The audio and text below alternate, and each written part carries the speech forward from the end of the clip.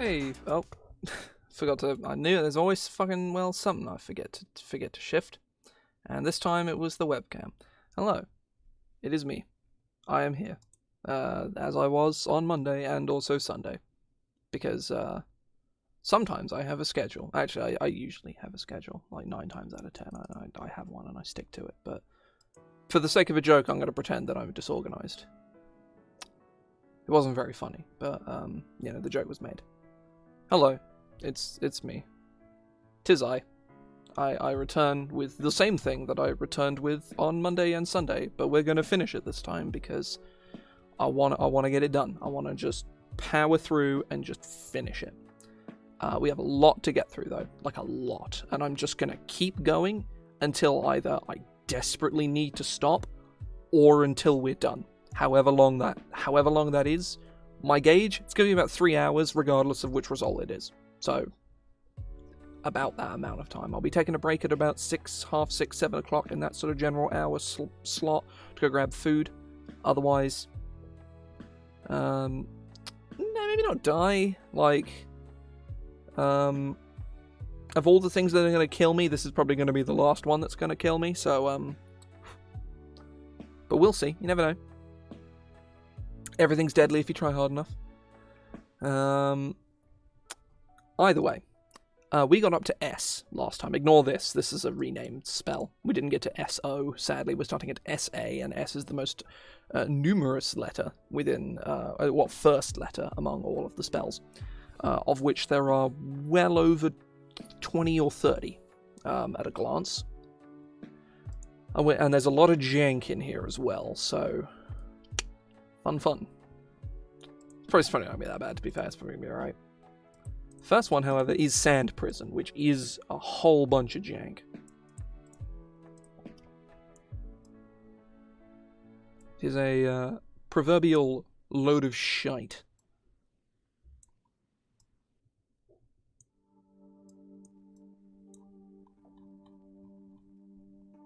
I do not like this spell really at all. And I think it's probably going to be just like a complete rewrite into something much simpler. I can see what I'm trying to do with this spell. I'll read it in a second, but what I'm trying to do with this spell is very interesting, but its actual execution and overall finality, it's pretty shit. You point with a grasping motion the creature you can see within range. Sand begins to appear at their feet and covers their body before hardening itself into a cage, encasing the target creature. The target must succeed on a strength saving throw or be restrained by the sandstone structure. Any creature that was already stood on copious amounts of sand, such as a desert or a beach, makes the same disadvantage. On a successful save, the creature's speed is halved on its next turn. The creature is huge or larger automatically succeeds. So already, this is a single target restrain spell that does nothing on a success, nothing relevant on a success. The spell's already really bad, regardless of what effects it comes with. If you successfully restrain a creature using this spell, roll on the table below to see what areas of the target's body are covered by sand, and it just does very minor little things depending on which one it is.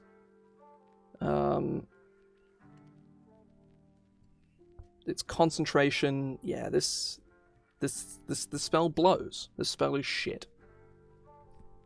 What I want to change it to instead is I'm looking at changing it to a slightly better entangle. Is more my thought.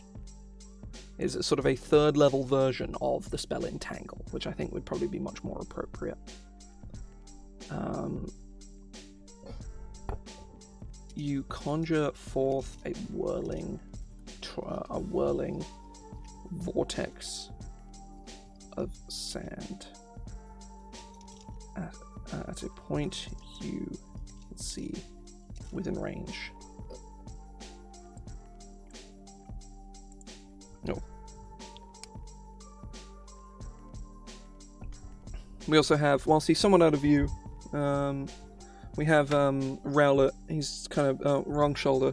He's over there. Can't really see him all too great. A little too pulled in. Hang on me. There we go.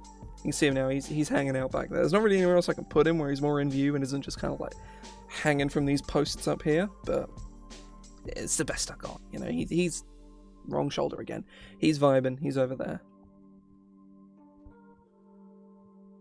You conjure out.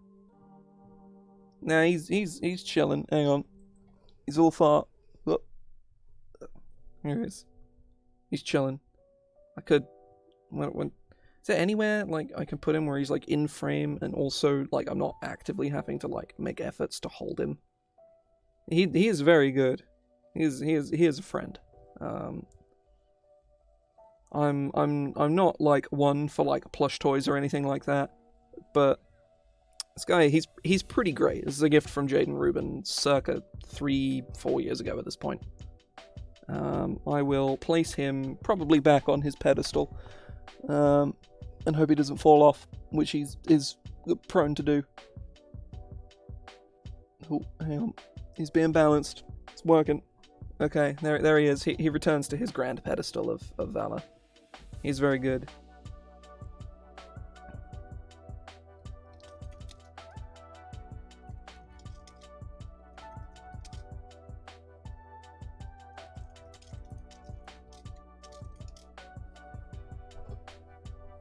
Oh, shit.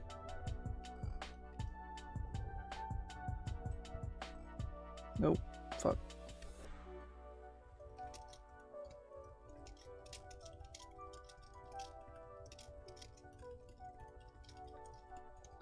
Each creature in the area must then succeed on a Constitution saving throw.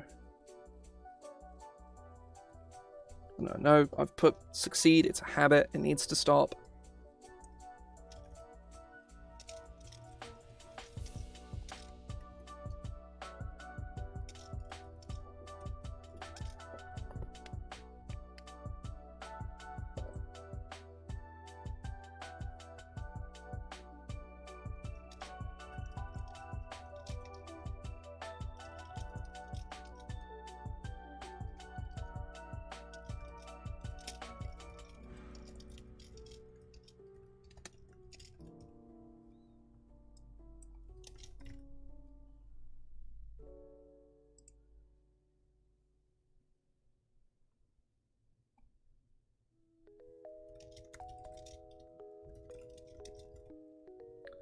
Lightly obscuring the area.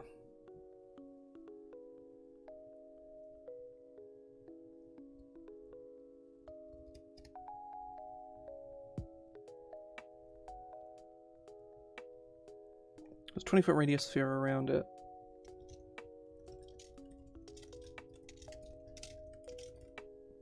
Each creature in the area must then make a Constitution saving throw. On a failure, a creature suffers 46 slashing damage and is blinded until the start of its next turn.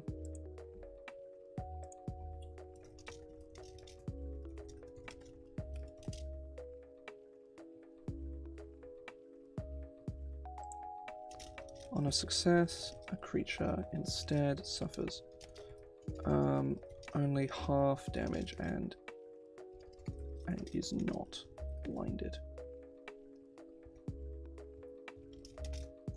And then we do, at the end of your next turn, the vortex collapses into imploding into a hardened sandstone shell that encases all creatures inside. Each creature in the area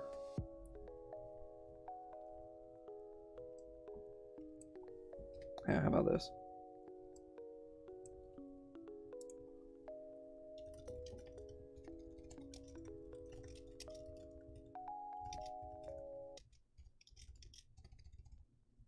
Becomes restrained by hardened sand for 1 minute.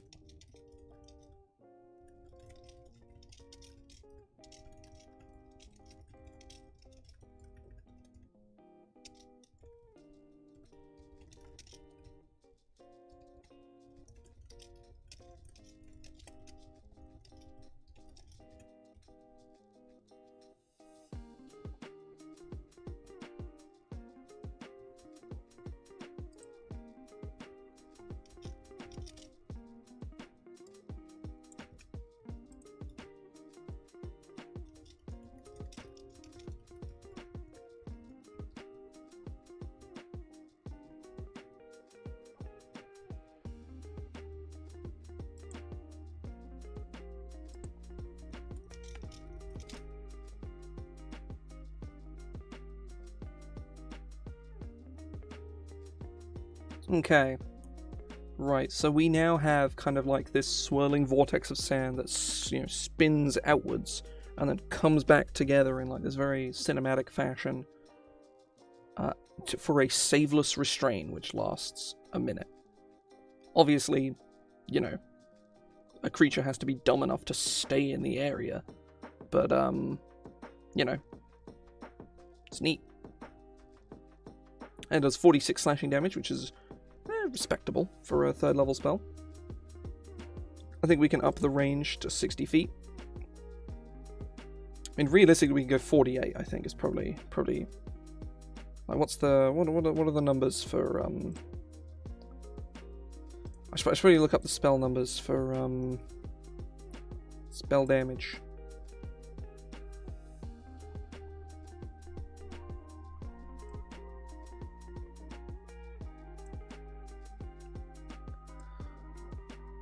For multiple targets, it is 66, so yeah, 46 plus this additional effect is pretty reasonable.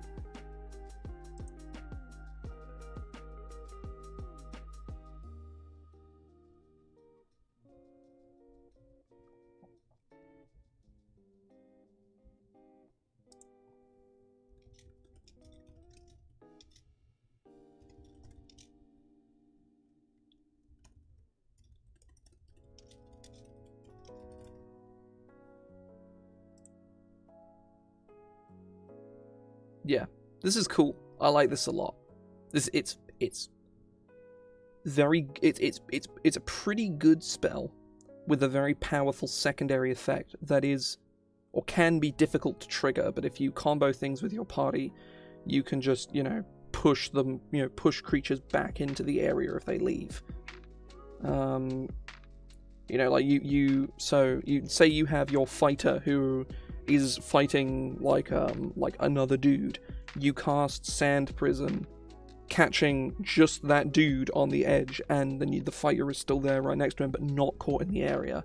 That dude either has to disengage and step out of the area, or has to take an attack of opportunity to step out of the area, or has to just stand and fight. So good fun. I like this. I like this a lot. This is neat. This is a new Sand Prison. Is not a total pile of shite. Is always fun. So next one is Sapling of Protection, which is a weird spell for druids and rangers.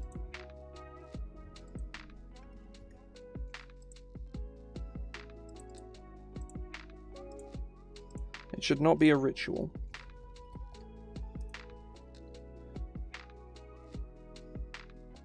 Oh god.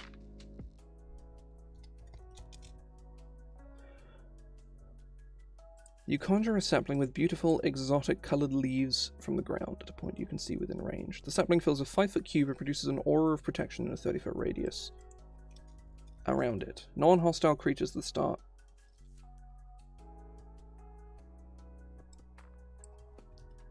Whenever a creature starts its turn within 30 feet,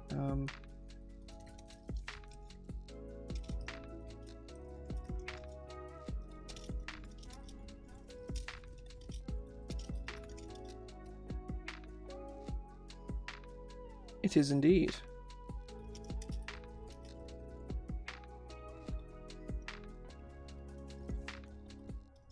The turn in the area.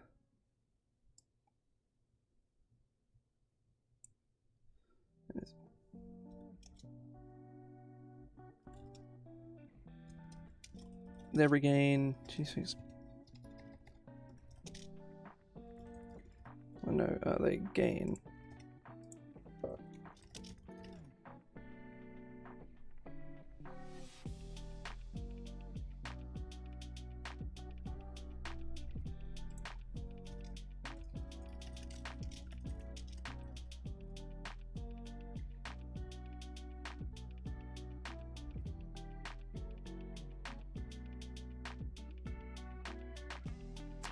Oh no. Oh no. This meme has cursed connotations. I do not like it. Incredibly cursed. Right, let me just look at other 4th level spells that provide temporary hit points.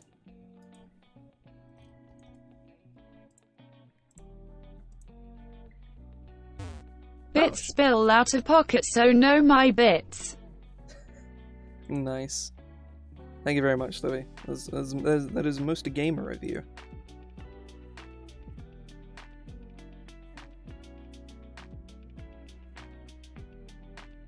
Such power. Such strength.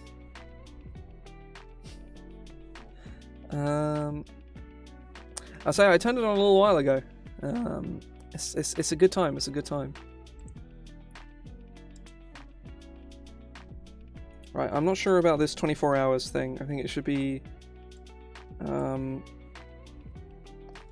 same location. Oh no, my spaghetti.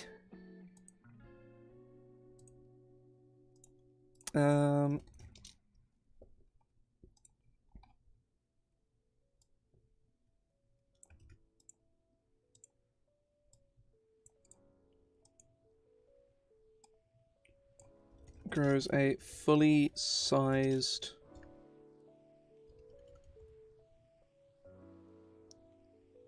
indeed. See you in a bit, Livy. Grows into a full-sized tree. Grows a full-sized tree.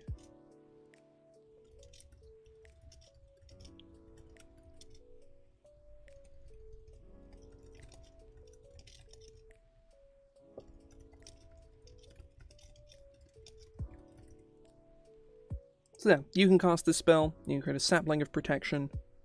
God, it's been a long time since I've seen my chat filled up all the way to the top. It's been a long old fucking time. Skidaddle skidoodle Phil Swift turns you into a noodle. Ah, yes. Such power, such strength. Thank you very much for the sub, Kenny. Wow. I sawed this boat in half and repaired it using only flex tape.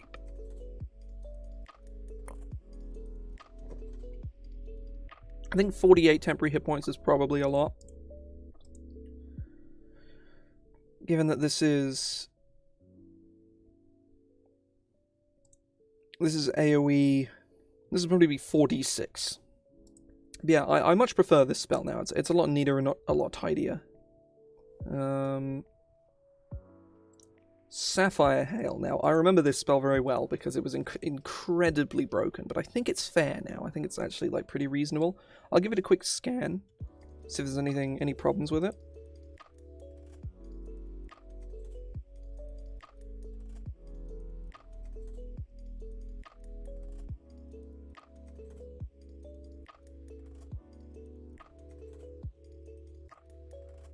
There's some wording stuff, but otherwise the actual spell itself is fine now. It's not like obscenely broken, which it most certainly was to begin with.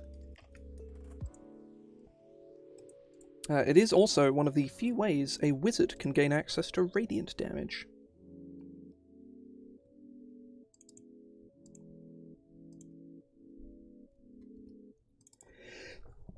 Ugh.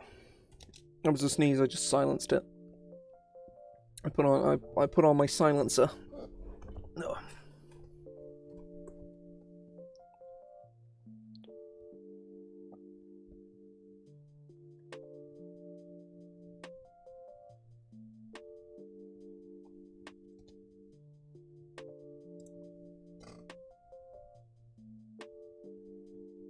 Ah, yes. Oh yeah, I forgot Misha Gun doesn't exist anymore, does it? Real sad.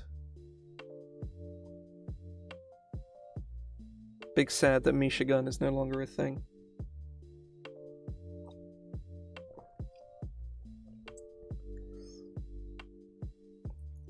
Why did all the streamers get rid of that again?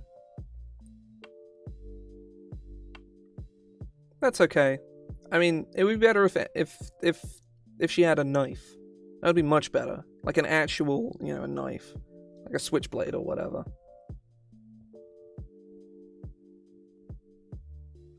Oh, that would be especially funny. It's kind of on the one day. I guess, yeah. I don't know.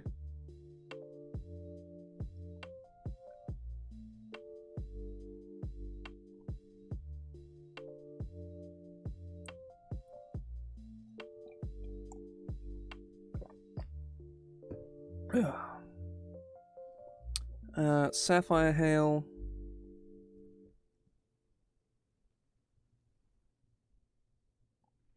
Yes. The only people who experience coconut gun violence are Kremlins. I'll make a Kremlin cry out for mommy. I feel like everyone in here already knows.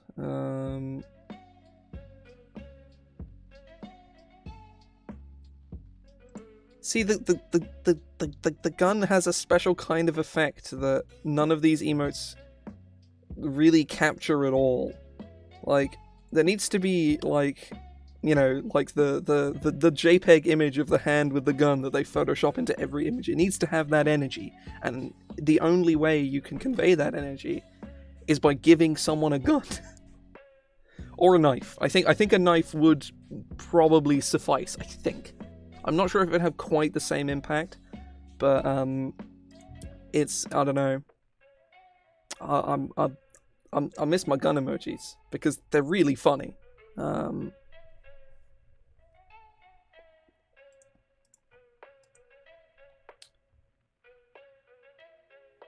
It's powerful, but it doesn't convey that same information. It doesn't convey that feeling of threat. It conveys chaos, but it doesn't convey, like, imminent danger.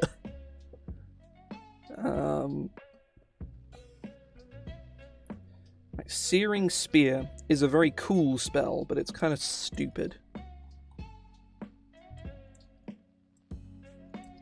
Which is always a good start. But yeah, long story short, I miss my gun emojis, because they're really funny. Yeah. You create a spear of concentrated heat in your hand to strike your enemies.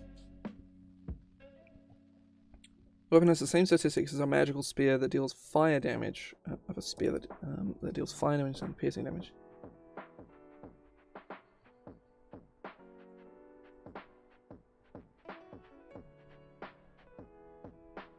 That's okay.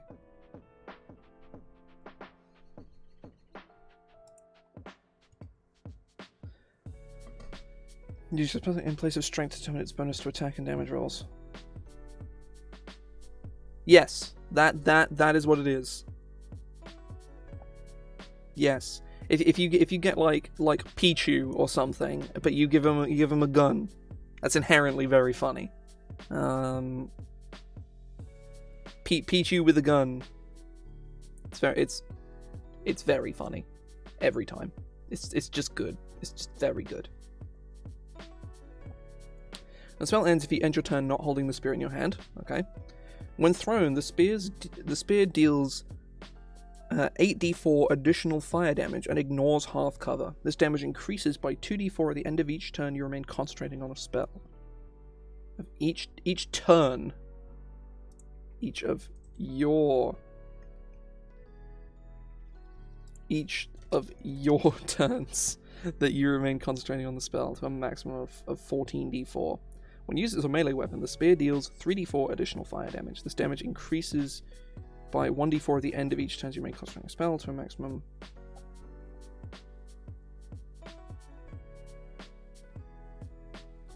I think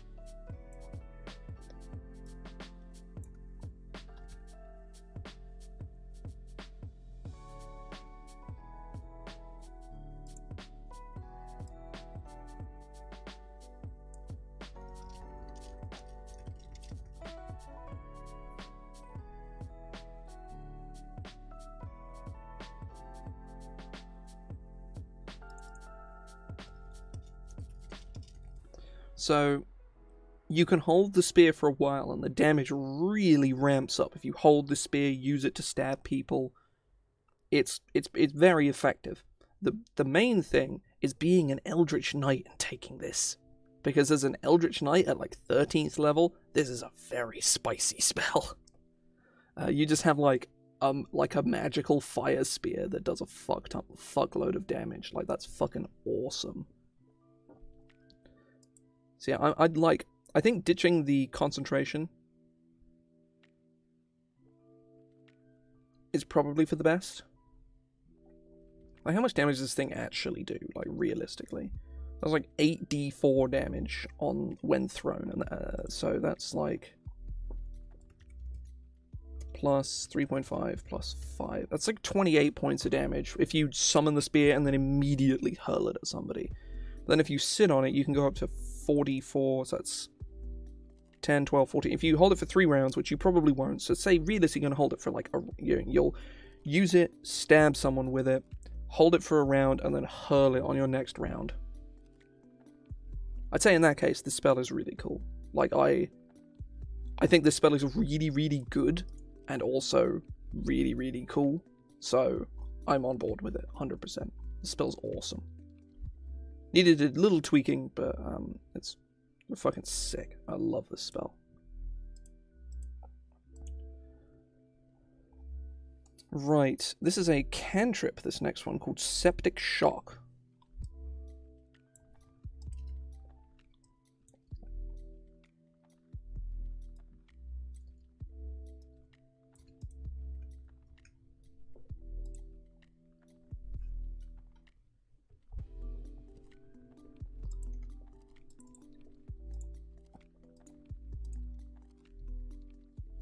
You touch a creature covering their form in a layer of infectious toxins. Make a melee spell attack against the target on a hit. The next time take bludgeoning, piercing, or slashing damage. Yeah, this spell's really bad. This spell is aggressively shit. Wow, okay.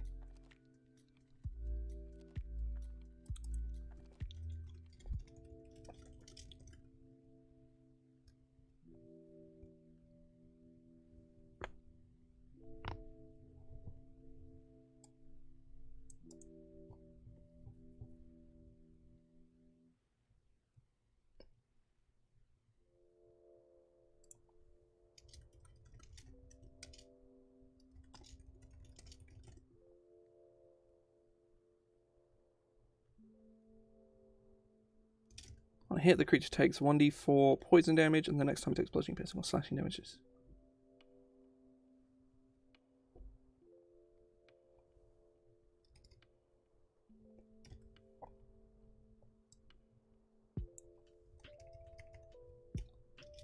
Once a creature has taken this additional damage, the spell ends, and the next time it takes... And the next time it takes bludgeoning damage before the spell ends.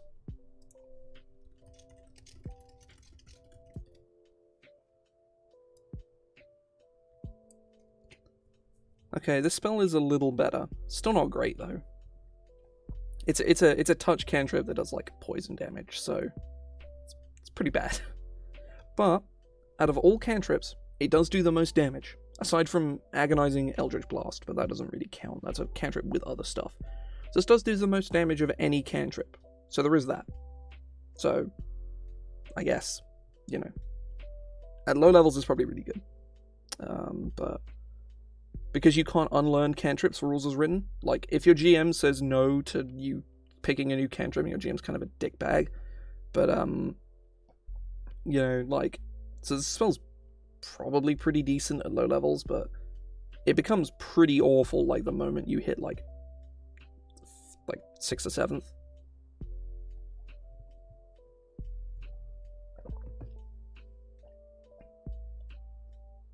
Oh. To be perfectly honest, I would argue that any character should be able to change cantrips. Maybe not at the same frequency that they can change spells, or even then, no, it doesn't really matter. Like, if you gain a level, you can change a cantrip, like, whatever. So, Septic Shock. How many have we done? 5. Next one is Shardfall.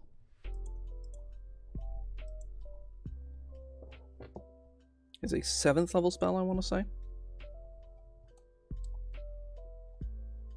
Now this is another spell inspired by the work of John Battle, but this is the least jank of all of them, to my knowledge. To my knowledge. It may well be just as jank, but we shall see. And I might take my break after I do this spell, because I'm actually really hungry. I might go, like, fix some food after I do this spell. Right, where is... Okay, here. Oh, this smells really simple. Oh, it's...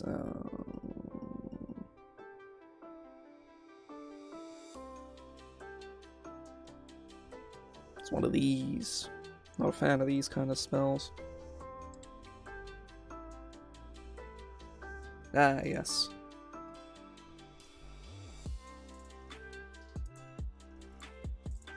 So Shardfall, a 7th level conjuration with a casting time of 1 action, a crown of amethyst worth at least 1,000 gold pieces, concentration up to a minute for sorcerers and wizards. You call down shards of crystalline magic from beyond this realm.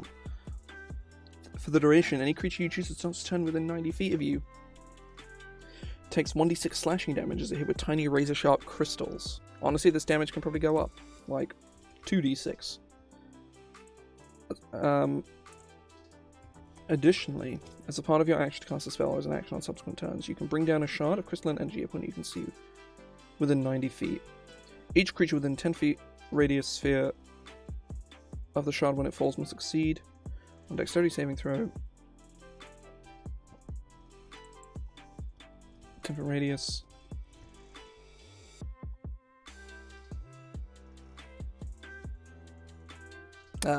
Alas. This is what happens. This is what happens. So there's repeatable damage.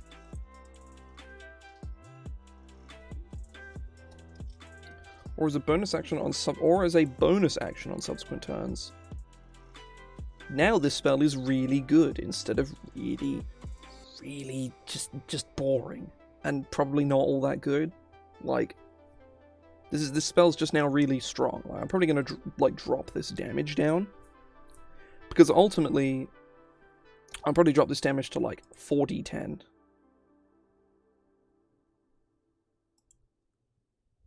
Yeah. To be fair, I'll probably do the next one as well after, given that I thought that was going to be a load of jank and it actually mostly wasn't. So I'll move on to Shining Force, which is a 4th level spell that was at one stage very, very popular.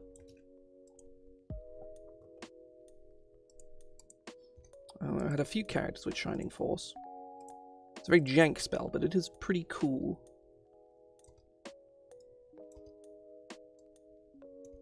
Can't let you see all my unreleased classes and also the other classes that are like from other creators that I have in my home game. Okay, a powerful burst of light that bursts forth from you in a 30-foot radius. The burst of light. You unleash a powerful burst of light in a 30-foot radius around you. Each creature in the area you choose that can see you must make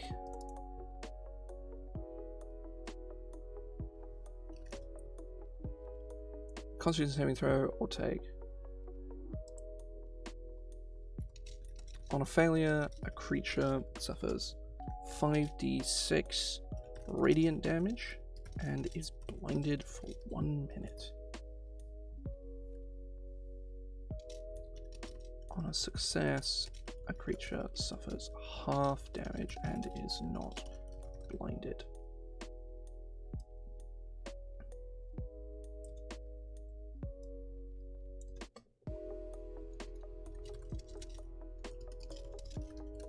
Creature blinded by the spell can remake its save at the end of each of its turns, and in the effect on a success. So you just pulse out this wave of light.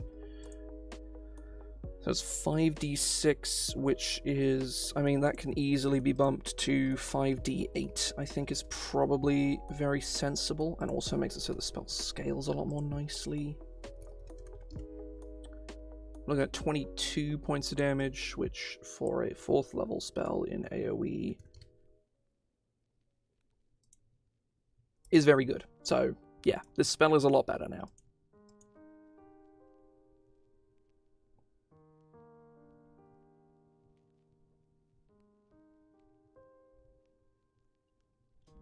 So you just pulse out this big wave of light.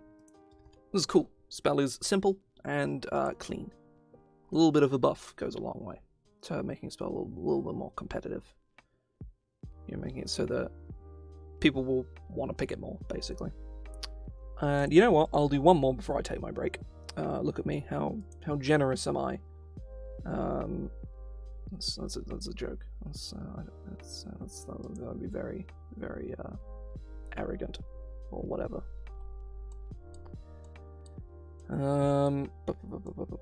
Where is Shocking Sphere? Shocking Sphere, Shocking Sphere. Here we go, Shocking Sphere. This is not Storm Sphere, which I think is kind of a problem, given that this given that this the Storm Sphere is a spell that exists, and I believe may also be a 4th level spell. Yeah, no, this spell's name needs to change. Like, really badly. The spell's name desperately needs changing.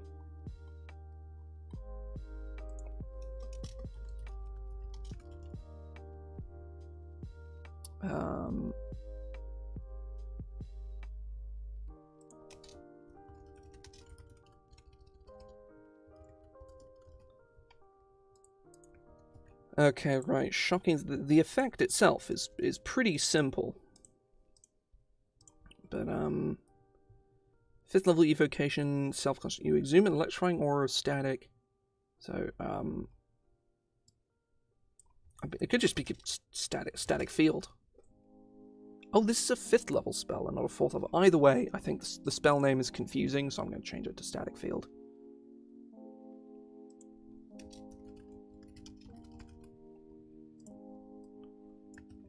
This can also go below here as well.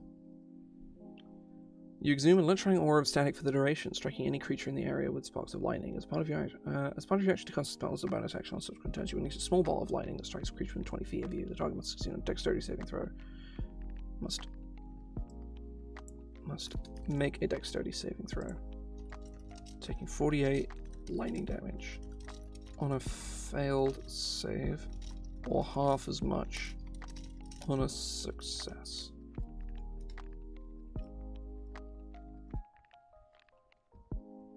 Okay, this is good. Next one is Shooting Stars, but I'm going to come back to that after I take my break. I know I've not been going for too long, but I'm really hungry, so I want to go make food. So I am going to peace out for 10 to 15 minutes whilst I eat food. You guys, well, I mean, you guys do whatever you want in the meantime. That's I control your fucking life. You do what you want. But either way, I'll be back. 10, 15 minutes odd. So yeah, see you in a couple of minutes.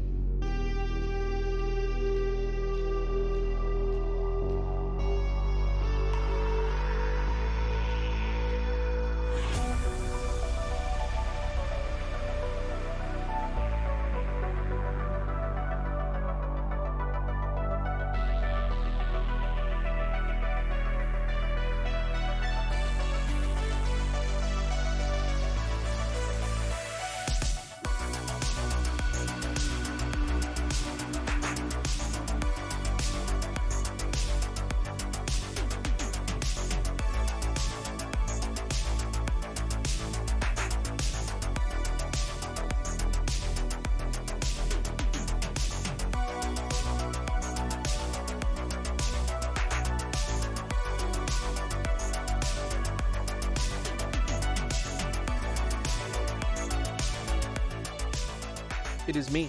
I return. I'm very low down. I'm gonna... I ascend. It is me. I don't think we lost one that time. That's probably a first, actually. Neat. Ah. Okay, right.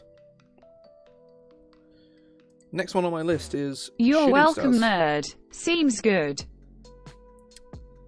Very nice. Thank you very much, Jade. Most gamerly. Very nice. What is the...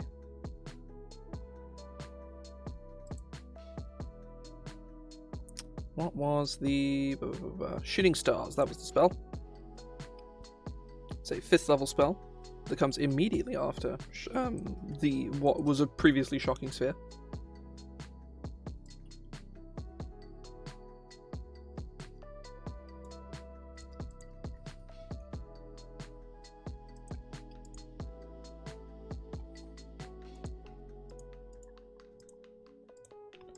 Okay, Shooting Stars, 1 action, 120 feet, verbal material, thread of unicorn hair, concentration up to a minute, cleric can read eternal the wrath of the stars and tiny comets of celestial energy as part of your action. As bonus action subsequent turns, you can...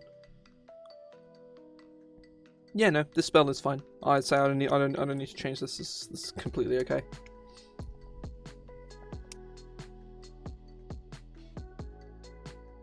Oh. I just ate, so I've got like a horrible sort of like cough. Sigil of Agony is a 4th level spell.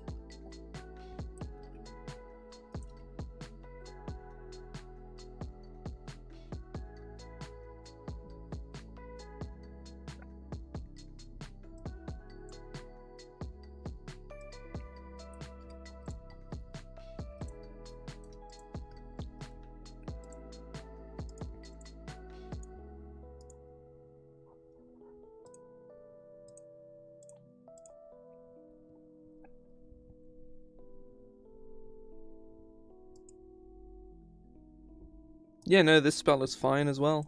Actually, I don't need to change this one either.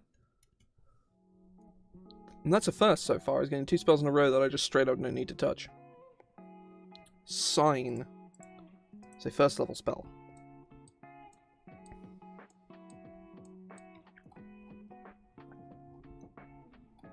Where is Sign? Sign. It's a 1st level illusion ritual. Casting time 1 minute. Range of touch. Verbal somatic material. A ripe lemon and a pinch of crystal dust worth 10 gold pieces, which the spell consumes. Duration until dispelled. For bards and wizards. You draw an arcane sigil on a surface you touch that can only be seen under certain circumstances.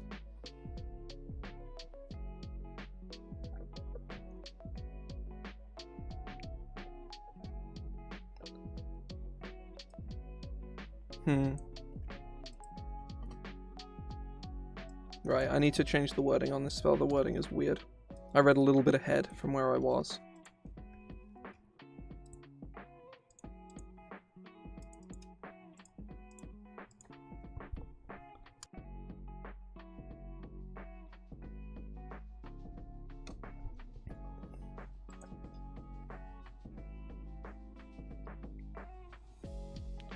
You draw... Okay, right.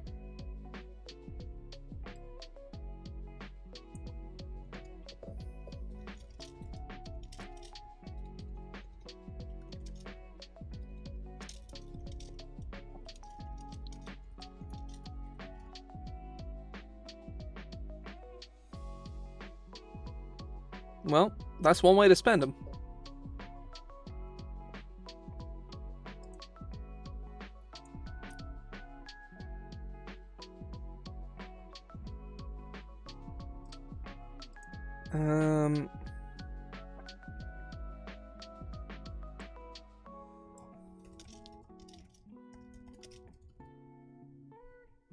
Yes. The sigil must fit within a 5-foot square and contain no more than 25 words.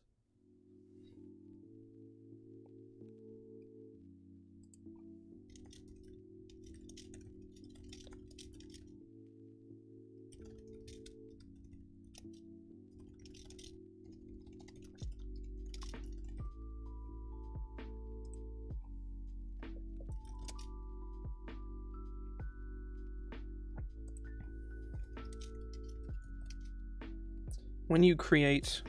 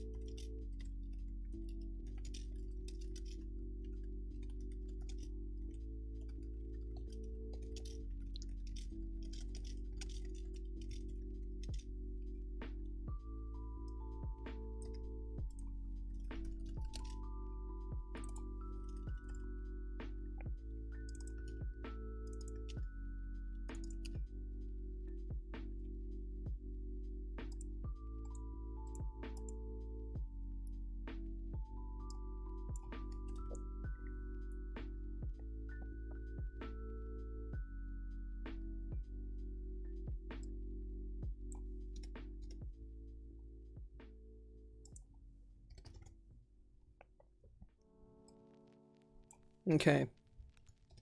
Much simpler here. So one paragraph. It's clean, simple, effective. Now, a cantrip is next, called Smoke Trick.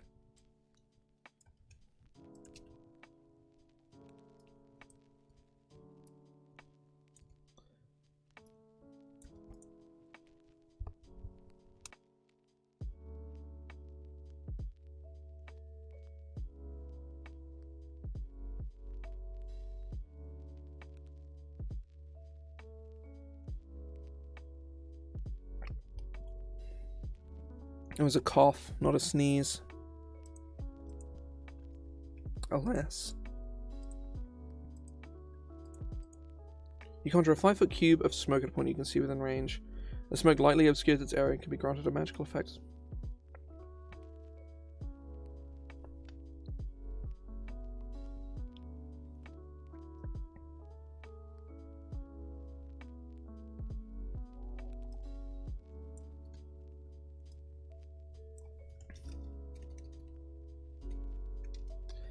As a bonus action, you may cause the smoke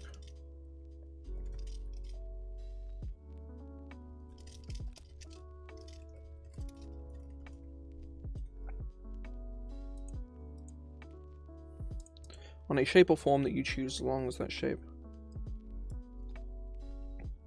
becomes denser, heavily obscuring the area it covers.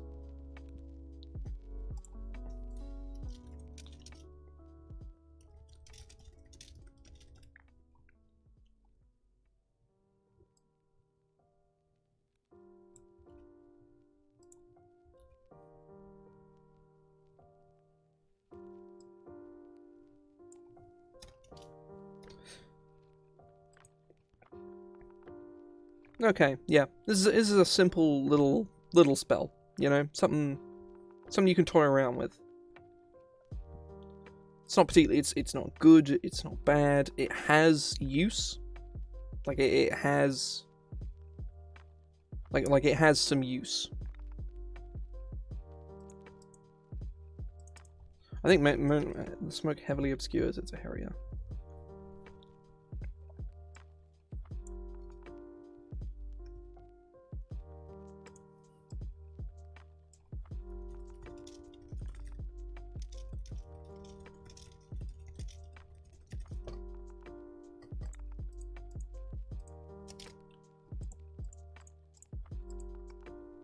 So you just cloud.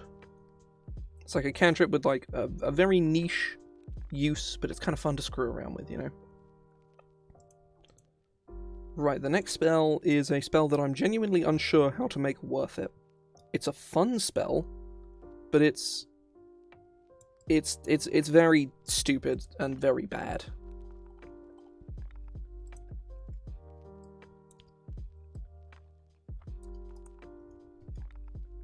It is called Snillock's Supernatural Snowman. It's a first level transmutation ritual. Cast a time of 1 action, a range of 10 feet, and the components of verbal somatic material. A vial of water, a carrot, and a small piece of agate worth, and 5 gold pieces. Should be 2 small pieces worth. Has a cost per cast? Yeah, no, this spell is awful. Right, let's remove that cost per cast. Concentration up to an hour. It should just be 1 hour. You transmute water from the air around you into a being of snow that can do your bidding. The snowman follows your spoken orders to the best of its ability, with only the most basic of preservative skills, avoiding shakelifts. Greetings. Welcome in. Just working on some spells.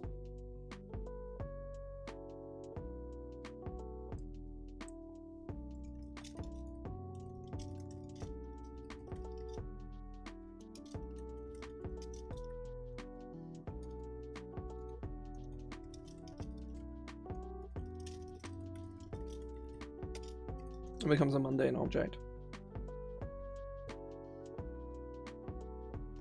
Medium construct, unaligned, armor class 9, hit points 7, 1, speed 20 feet. Its stats are aggressively awful, like almost as a joke. Which, honestly, it's a funny joke, so.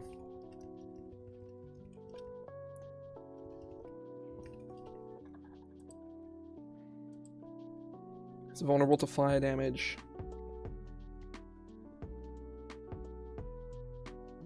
Yeah, so this is from from my original product that I released.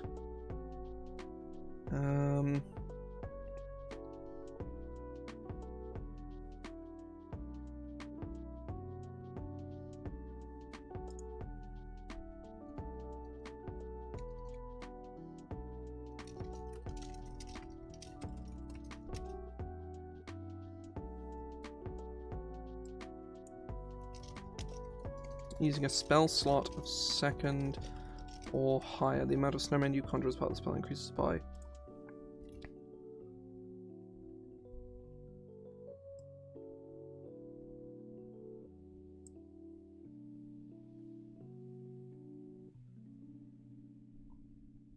Yeah, same. Like most of the people in here have been playing for 5+ years, give or take.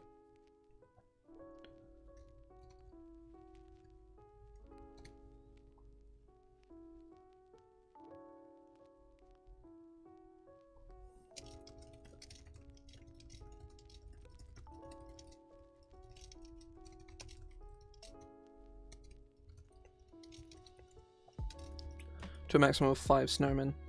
So now this spell is slightly better. It's still really not good, like at all. But it's much better. It's not completely useless like it was previously.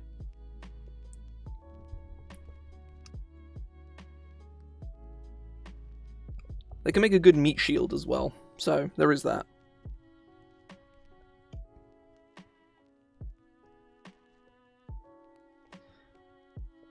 So the next spell is Sonic Wave. There's some guile stuff. This is a Sonic Boom. Where is Sonic Wave?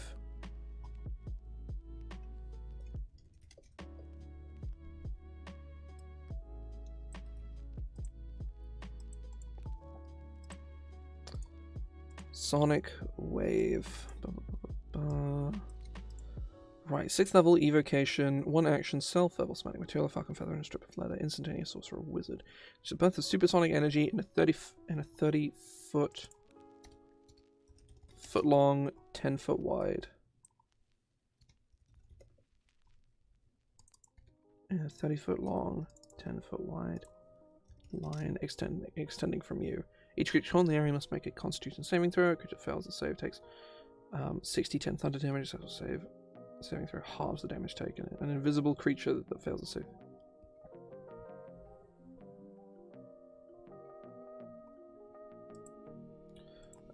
Regardless,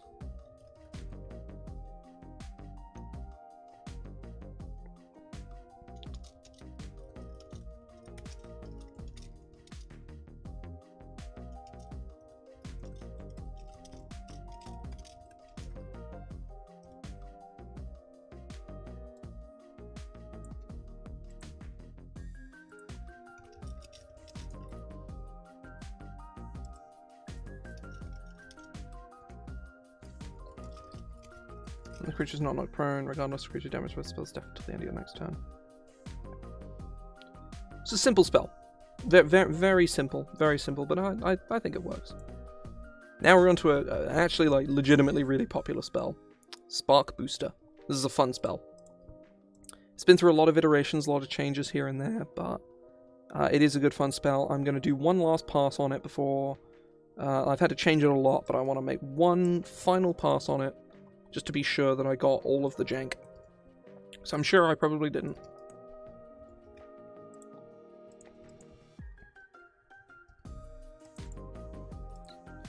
Spark Booster. Transmutation, touch, concentration for a minute. Target creature with the power of lightning, causing static electricity to course across their body, empowering them. The target speed increases by 10 feet, and the first successful weapon attack it makes on each of its turns deals an additional 1d8 lightning damage.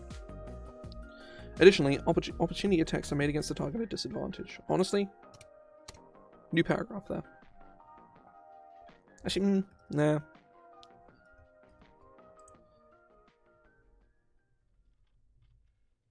No, this is, aside from that missing comma there, the spell is fine, which is neat. We are probably about halfway through all of the S spells. We have a ways to go. Yeah, I'm not sure if I'm going to finish this today, which is a pain in the ass. Yeah, not too bad. Not too bad. Well, welcome in. How are things on your end?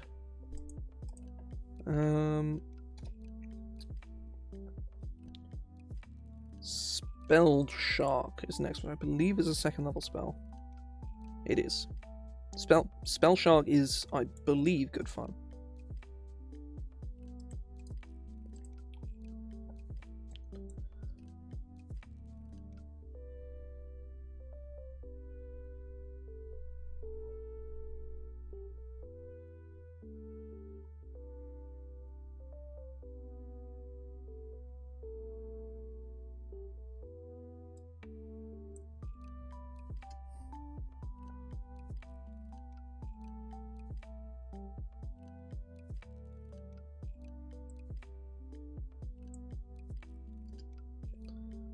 Okay.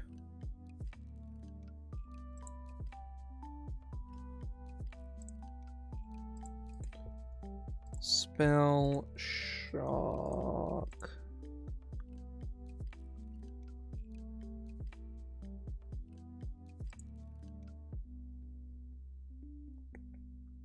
It's a simple spell, not particularly exciting, but it's okay. You can hide your spells away. You can Spell Shark your it's kind of a subtle spell, but you need to spend a spell slot instead of sorcery points. So subtle spell is a lot better, but this allows you to kind of do subtle spell as well, basically. Oh. Spiritual Duality. Now this is a spell that needs significant alteration before it's playable, because it's, if anything, I'm just going to ignore everything that this spell is and what it does, and I'm just going to write a new one. Because it's horrible. It's a horrible spell. It's just, its effect is very stupid. So I'm going to just get rid of it, throw it in the garbage, and start again.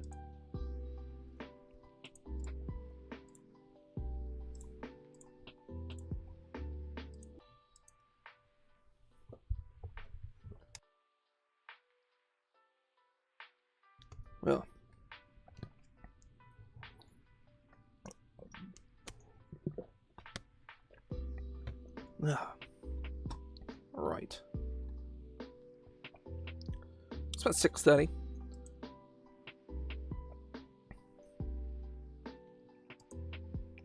Right. Oh.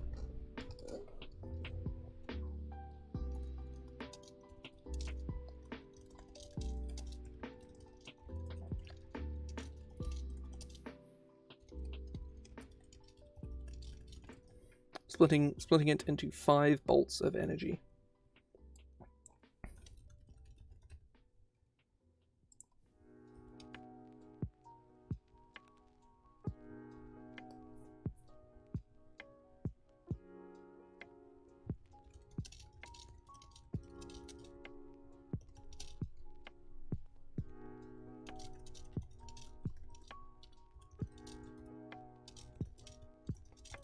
into either body or soul.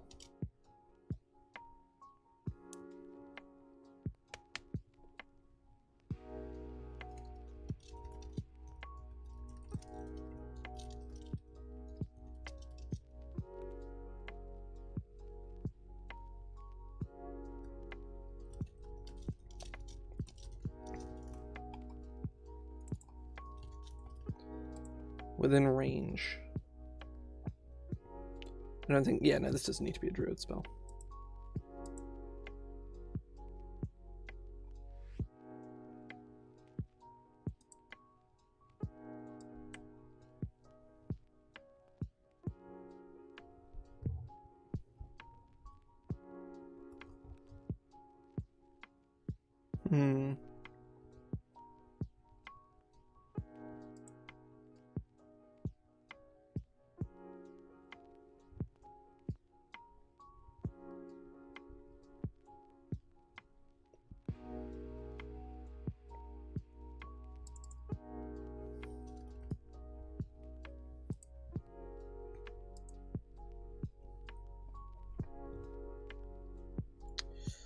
Okay, I need to look at Scorching Ray for the damage, for the wording of that spell.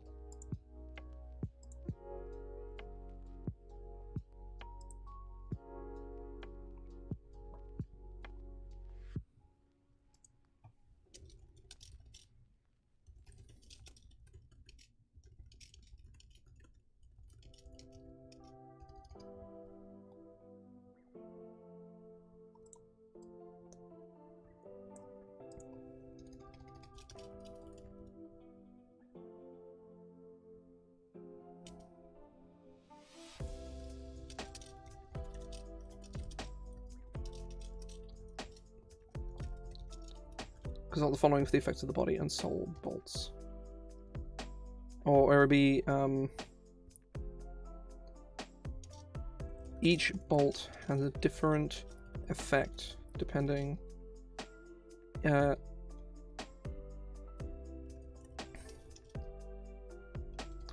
Bolts affect their target differently.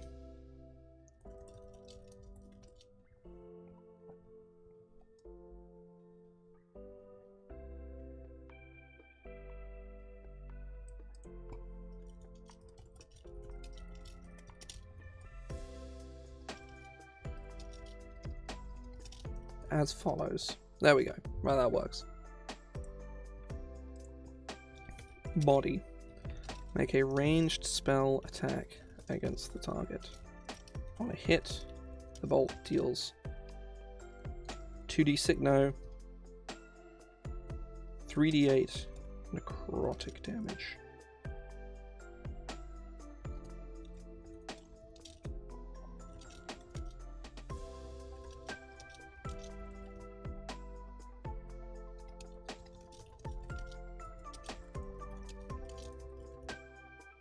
Target regains 1d4 hit points, then gains 1d8 hit points.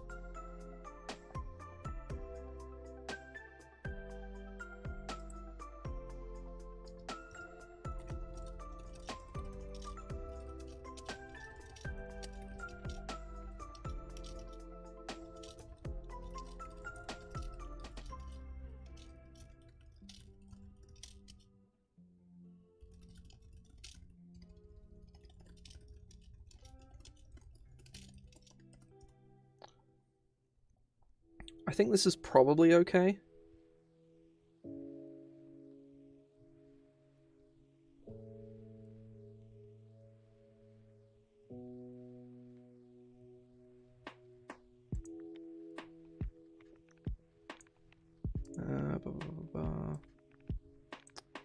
So thank you very much. I haven't used the suggest homebrew thing in a while. I should probably disable it, to be fair, because it's for when I'm working on making new spells and new magic items, so people can just suggest ideas more concisely. Make sure I can like index them and see them, because there's like a reward screen or whatever. But yeah, there's yeah, thank you very much. So it's slowly working through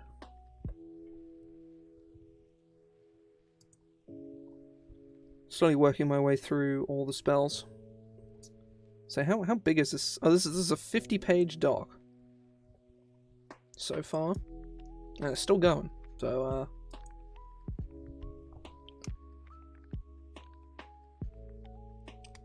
oh, okay, right. I think I'm gonna have to like fiddle with these numbers, so I'm gonna red text this for now and come back to it. But for now, that'll do. That spell desperately needed changing because it was awful. Splinter Blades is next, which is a fun spell.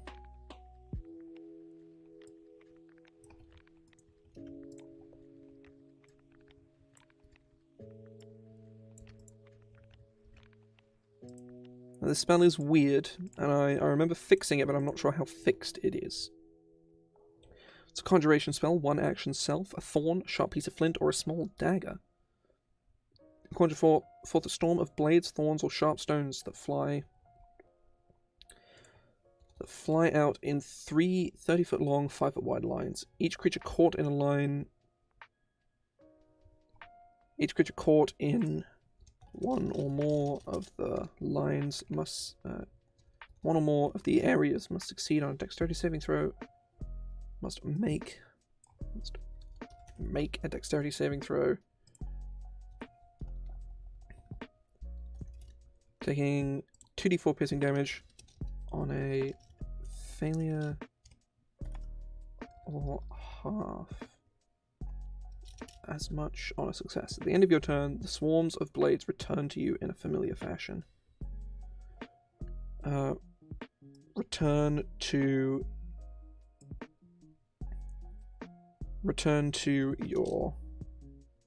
your space in new lines. Creatures that must make the saving.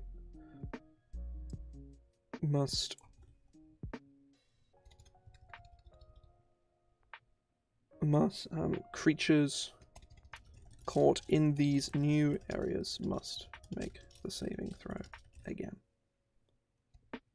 Let's make the same saving throw.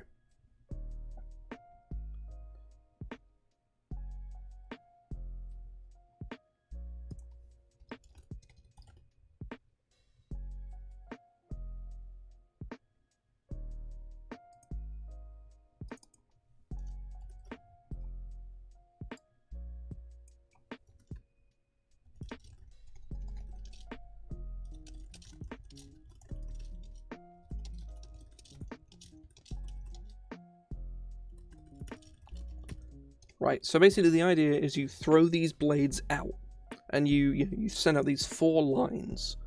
So, for instance, let's say that there are a few, say, that there is a guy, 20 feet in front of you, there's a dude, sort of like 15 feet to your left, and then there's 2 dudes in a line behind you. You can send out these lines, it'll hit all of them. And then at the end of your turn, you can move somewhere else and the lines will come back to you. And pass through everyone on the way. Pass through potentially new creatures on the way back. It's a bit complex to visualize without a grid. This spell doesn't really work very well. Unless everybody present has like some really good visualization skills, which is kind of a weakness. But in that kind of instance, you just don't take this spell. But when you're on a grid, you can really do some cool stuff with this spell. I'm hoping this version of this spell works. I'm not sure if it does though. Stalagmite is the next spell on my list. Stalagmite is a 2nd level spell again. If I can find it. There it is.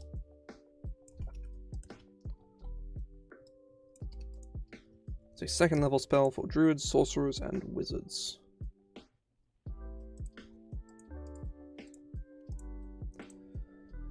You conjure a piercing stalagmite below a creature you can see within range. The target must succeed on a dexterity saving throw or at a point on the ground.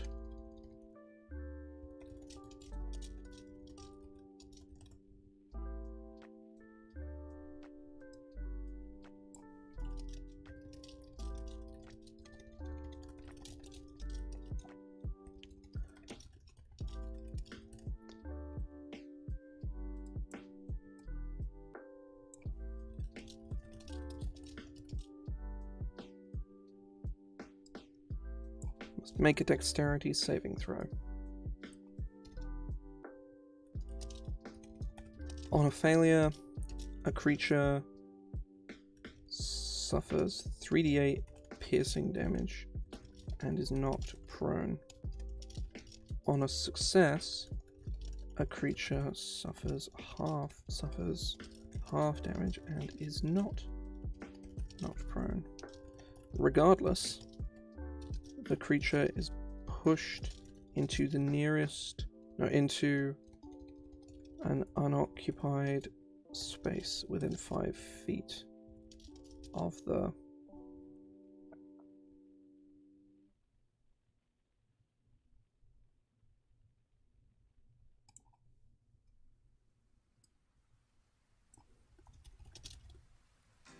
a 5-foot cube on the ground that you can see within range.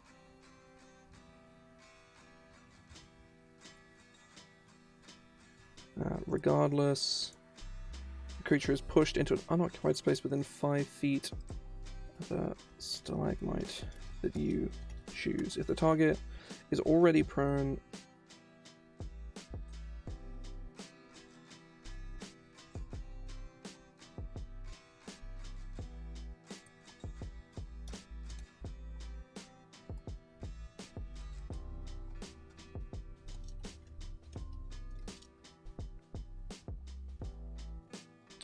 a creature already prone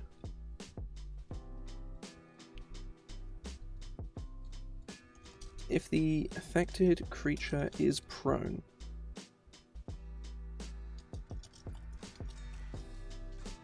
takes an additional 3d8.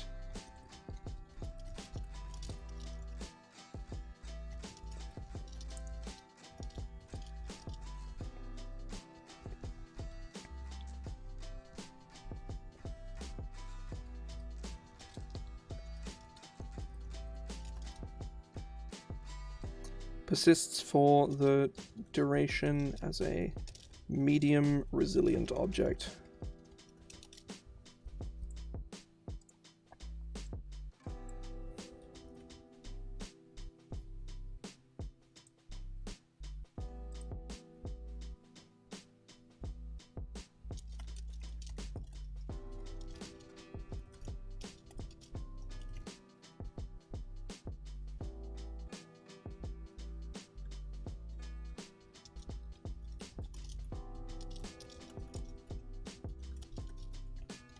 When it is destroyed, it crumbles into dust.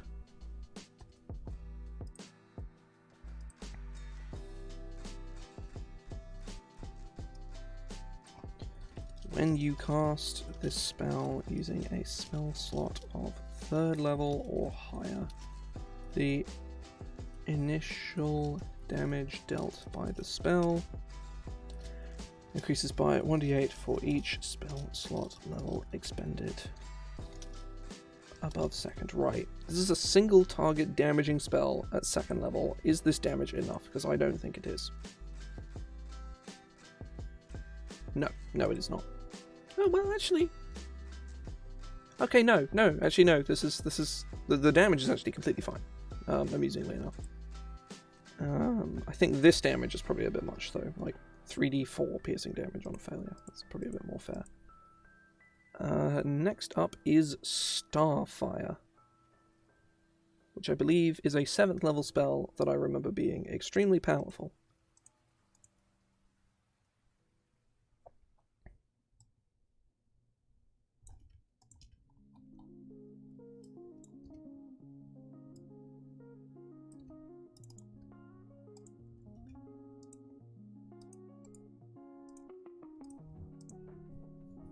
Find 3 beams of purified starlight energy.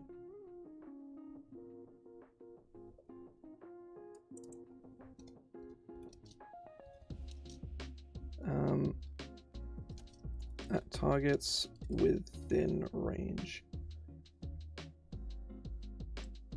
On a one target or several. Make a ranged spell attack for each beam. On a hit, the target takes 5d10 fire damage, and it should be radiant damage.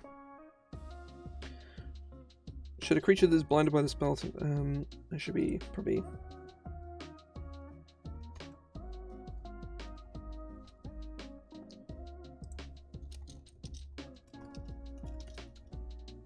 Deals 2d10 fire damage and is blinded for 1 minute.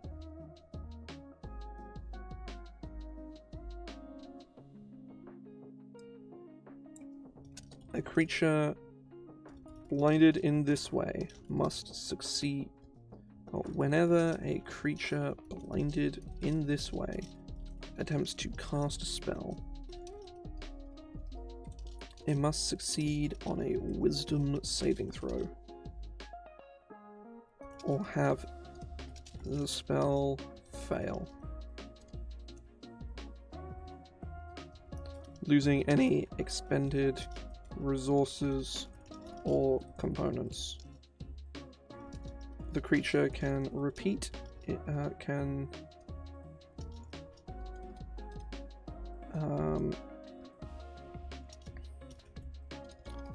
make a Wisdom saving throw at the end of each of its turns, ending the effect on a success.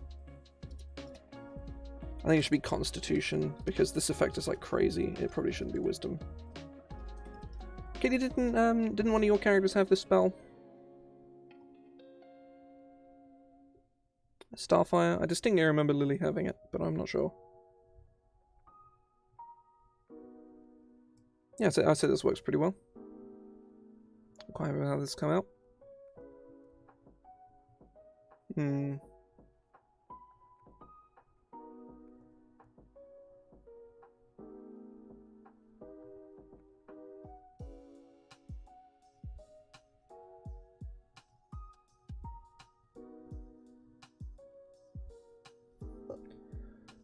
Starfire, Starlight. Now this has proven to be kind of a problem spell for a while because it's just kind of weird and stupid. And I think I have an idea on how to make it a little better.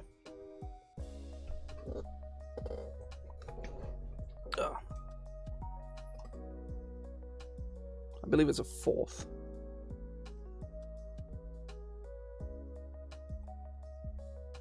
He says. Nope. Maybe a 3rd? Oh, yeah, there it is. He says scrolling, trying to find it. There it is. So this is going to be a case where I just completely axe its original effect and just get a new one. Because whatever effect that I come up with is going to be better than the original, because the original one is dumb.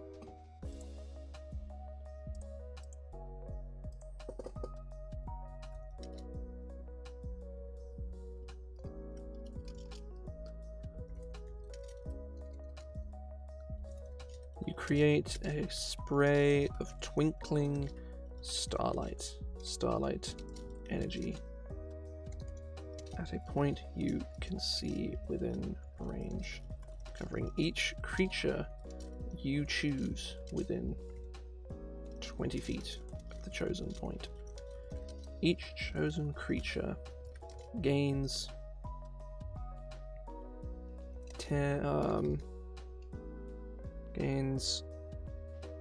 2d10 plus 10 temporary hit points. It's probably a bit much here, but that's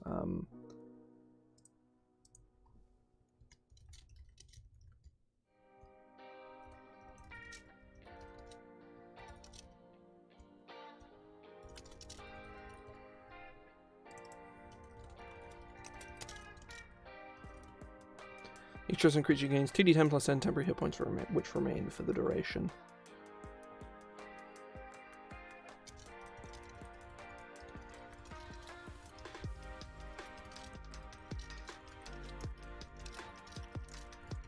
It gains advantage on saving throws, and attack rolls made against it are made with disadvantage.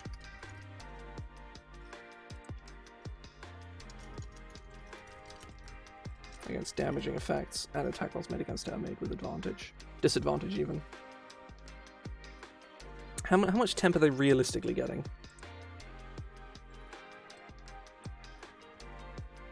It's like 21, which is, for a 3rd level spell, is pretty good.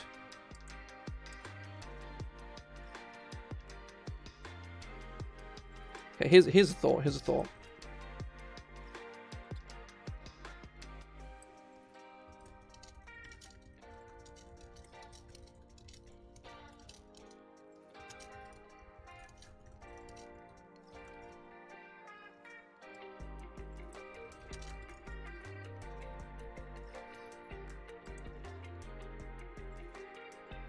yeah, this is kind of fun.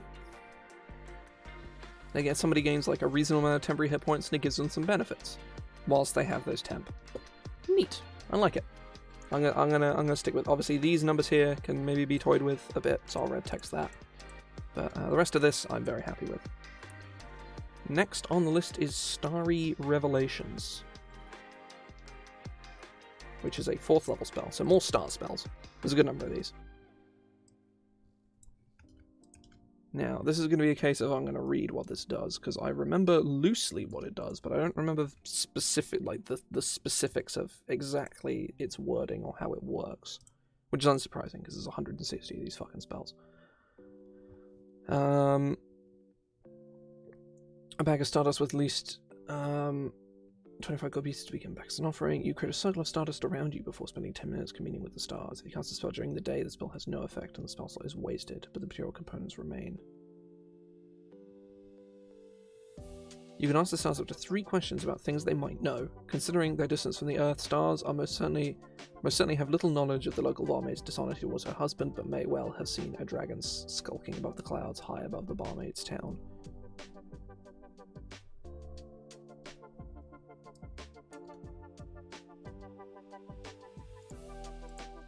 Also know of any planar travel that has occurred and can inform the caster of the type of creature that has travelled, when they travelled, and whether they ventured into the negative plane, the positive plane, the outer planes, or any combination thereof.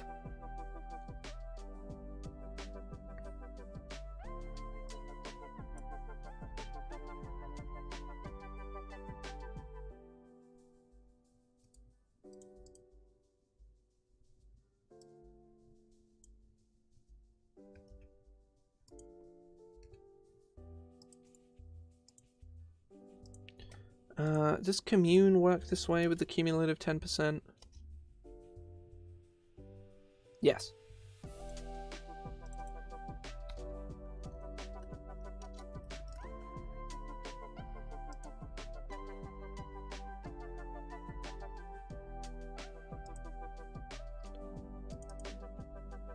It's a simple spell.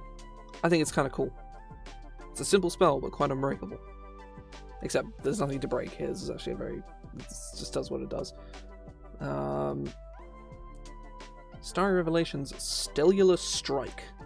Now, problems arise with this spell because I remember its effects being very, very similar to the current version of Crystal Breath.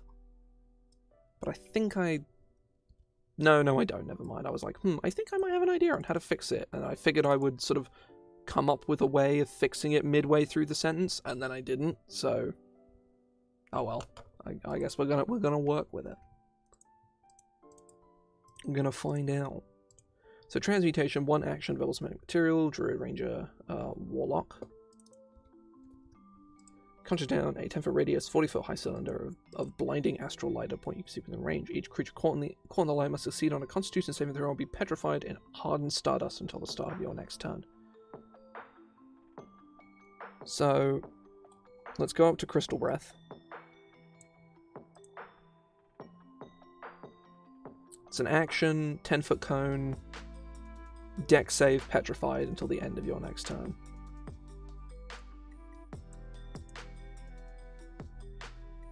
I guess.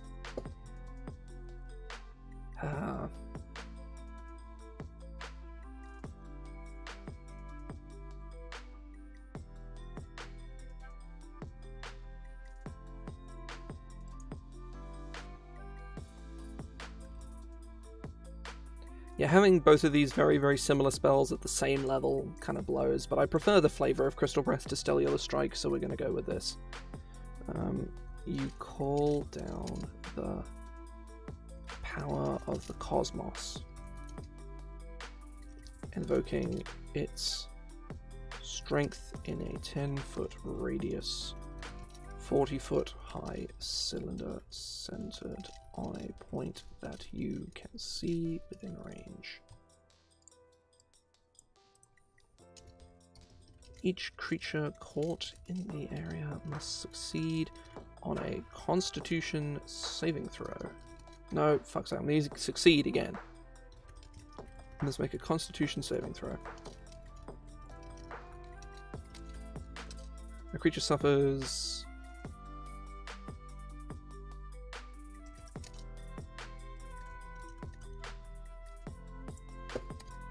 suffers 66 radiant damage and has its speed reduced by half.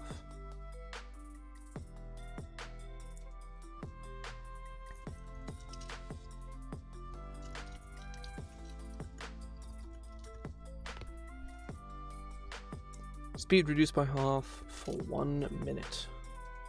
Or for the duration. Oh no, it's just instantaneous. For 1 minute.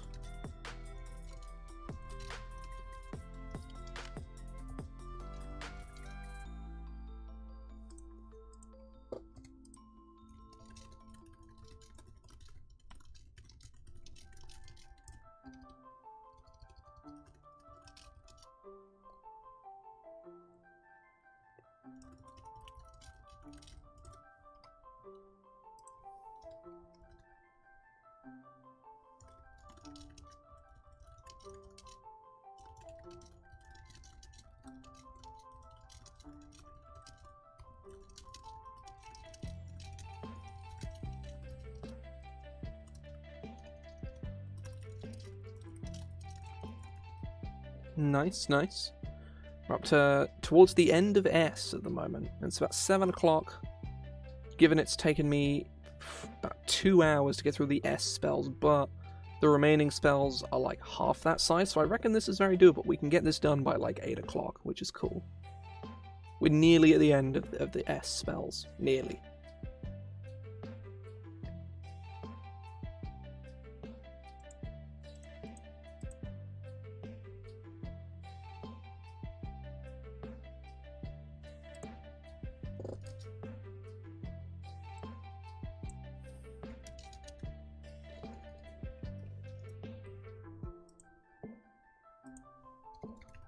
Then repeats the save at the end of each of his turns, ending the effect on a success.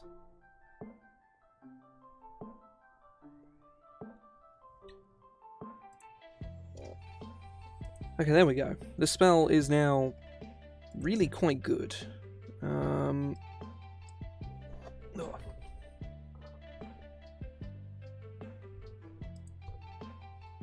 It's a very different kind of spell to what it was, but that's okay. Stone Bolt is a first level spell. It's very simple.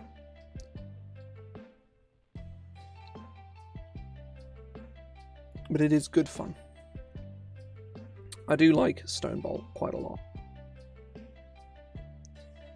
If I can find the damn thing. Where is it? Stone... Oh, there we go.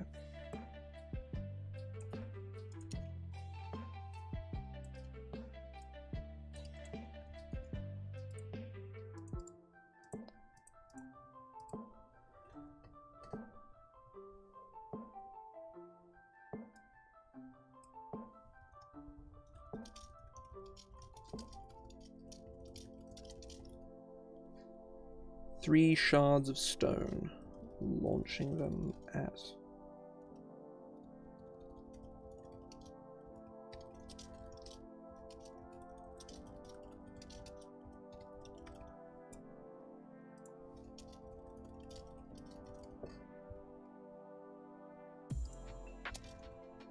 Make a ranged spell attack for each stone.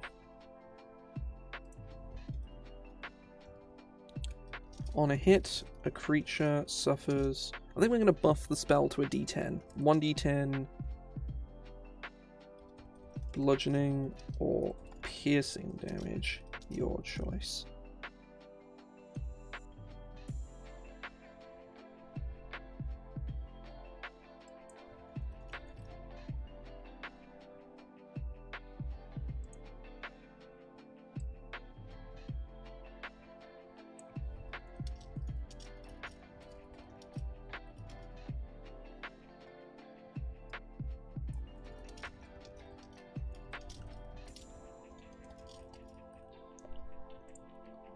For each spell slot level expended above first.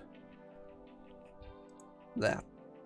Good stuff. Stone Bolt's also a lot better now. It was kind of shit before, but now it's like, you do like 3d10 damage at range, but obviously you need to hit all 3. So I think that's probably a very fair assessment there. It is a bit swingy as well, so it's good fun. Next one is Stone Shatter, which I believe is a 4th level spell, as many of the spells in this book are. There are a lot of 4th level spells. No, Stone Shatter is not a 4th, maybe it's a 3rd? No? Wait, no, it is. No, it is. I missed it.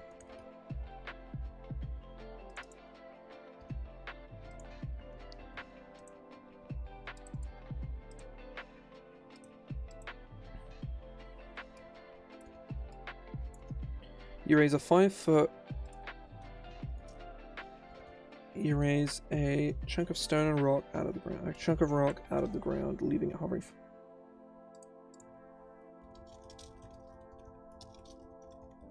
The stone fills a 5-foot cube. As a reaction before the spell ends, you can have the stone explode to shrapnel.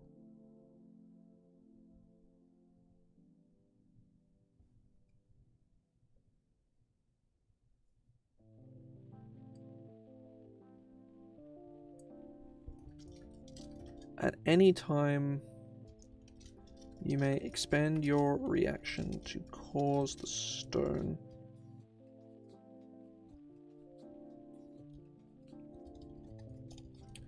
When the spell ends, the stone explodes.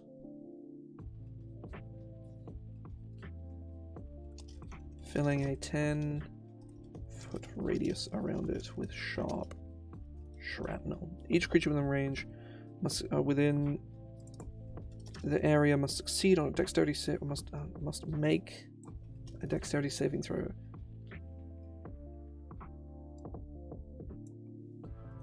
On a failure, a creature suffers 3d6 bludgeoning damage plus 46 piercing damage. The successful save halves the damage.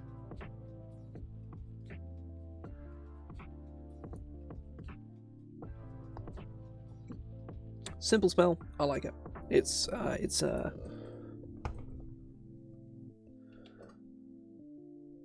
I think a 15-foot radius is probably more reasonable. Think of kind of like a delayed blast fireball without the damage ramp. It's kind of what this is, sort of. Stone Step. I don't actually know what level Stone Step is. Maybe a 6th, maybe a 7th. It's a 6th.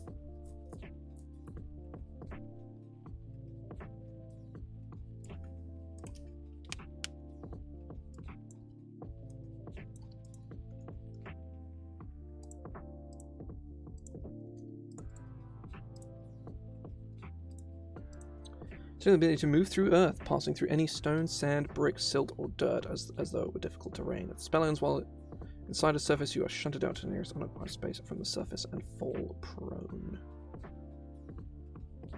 Yeah, this is very simple, actually. This is really simple.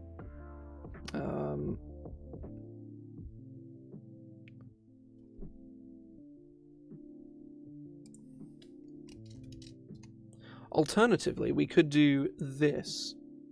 If the spell ends, or you end your turn whilst you're inside of a surface. No, actually, no. I prefer this more as a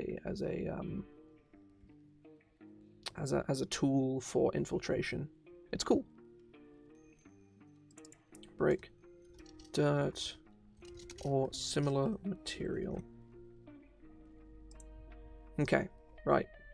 This is fine. This is a slight rewording. I actually like this a lot. Now, Siphon Life and Siphoning Grasp are both a problem. They're both problem spells. That much I know very well. So I'm going to start with Siphon Life.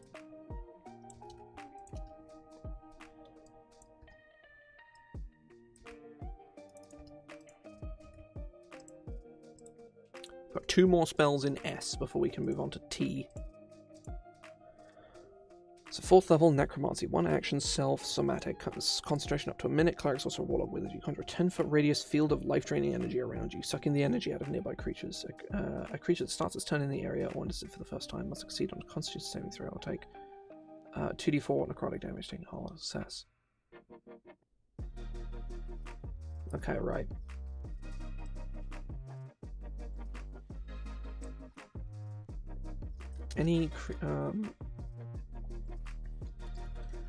whenever a creature enters the area for the first time or starts its turn there, that creature must make a Constitution saving throw. On a failure, a creature suffers.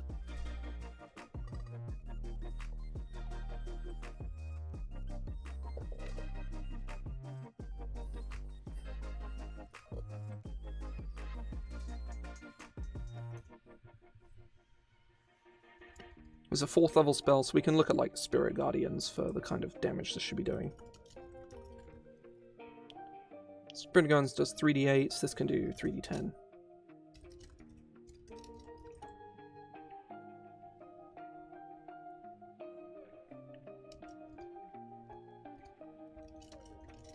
Or half as much on a success.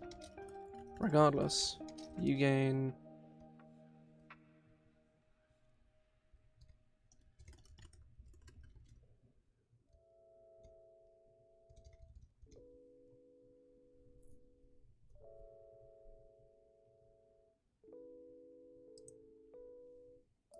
I know how to make this balanced.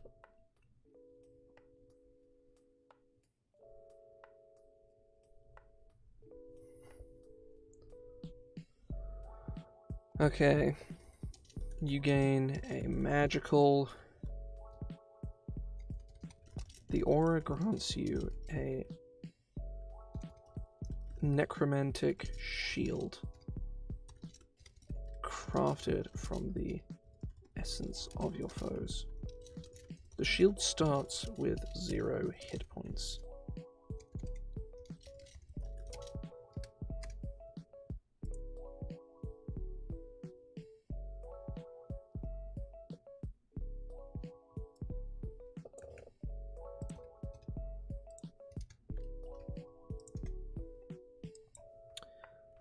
Right, give me a second. Let me just grab the text from Arcane Ward, because it's a fairly simple effect.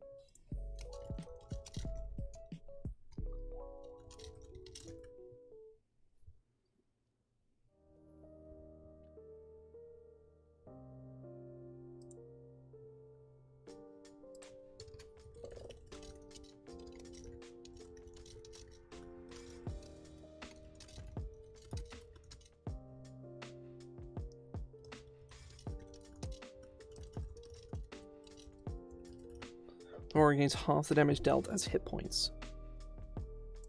Now, I'm not sure how good this is. Say you catch 3 dudes with this, you're going to do 2 of those dudes, and say 2 of those dudes succeed, which is very likely. You're looking at 6 times 5.5 divided by 2.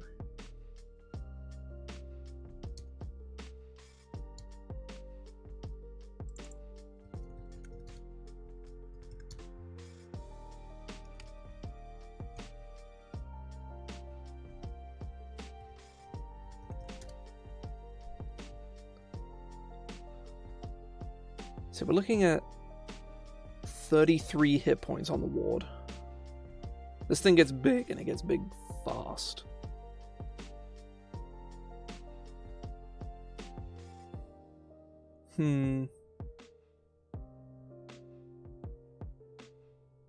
Yeah, I think this damage is too high. There's like 2d10 here. Say you catch 3 dudes now. Let me just any dice this real quick.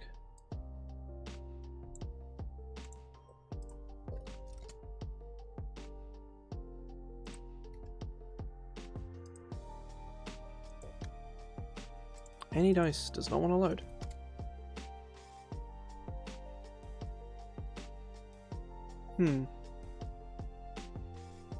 It's a pain in the ass. I guess I'll just use my calculator then. So 4 times 5.5 is 11 plus. Yeah, so it's 22 hit points on the ward immediately. Yeah, I think this is too much. It's like 2d6. Really, just do like 2d6 damage. It does a little bit of damage and then gives you some, like as a shield. I think that's probably.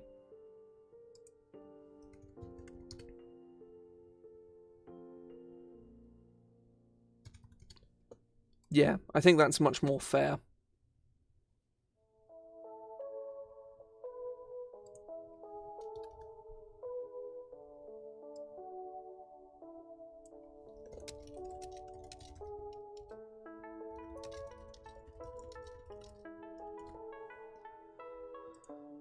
So yeah, the spell isn't quite as ridiculous anymore.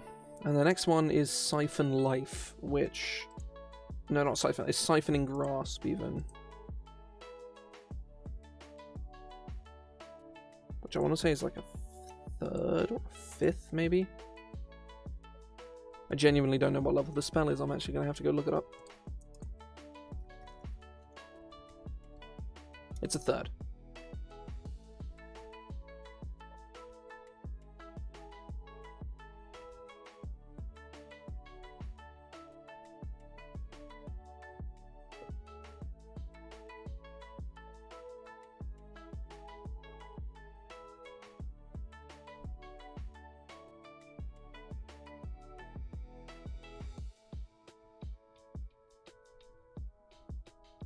Okay, no, Siphoning Grasp is actually not a problem spell like I thought it was. Never mind. I thought Siphoning Grasp was a problem spell, but actually it just needs some rewording because it's a bit jank. Which seems to be a theme with most of these. It's just some weird jank wording from when I wasn't a pedantic asshole about the phrasing of D&D mechanics. Beam of sickly purple energy attaches itself to a creature within range, draining their life force. Make a ranged spell attack against a creature that you can see within range. On a hit, the target takes 2d8 necrotic damage as linked by the Siphoning Grasp by a thread of purple energy. Is linked to you. Start of each of the target creature's turns whilst the link is attached, it must succeed on a Constitution saving throw. Taking on a failed save, or half as much on a success.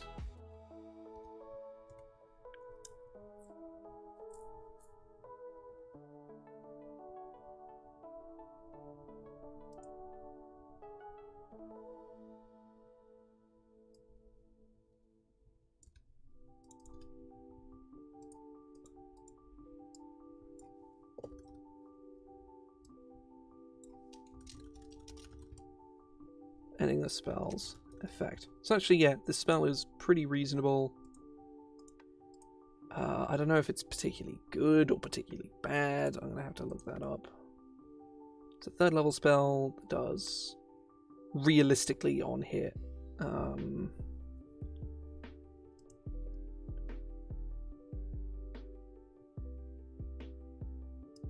Honestly, I would just like cut this and just say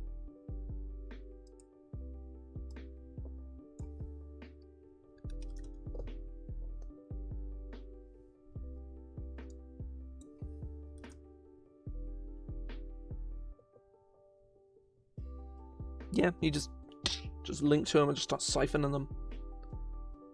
Takes 3d8, top of its turn. Yeah, this and also this is a necromancy spell. What the fuck?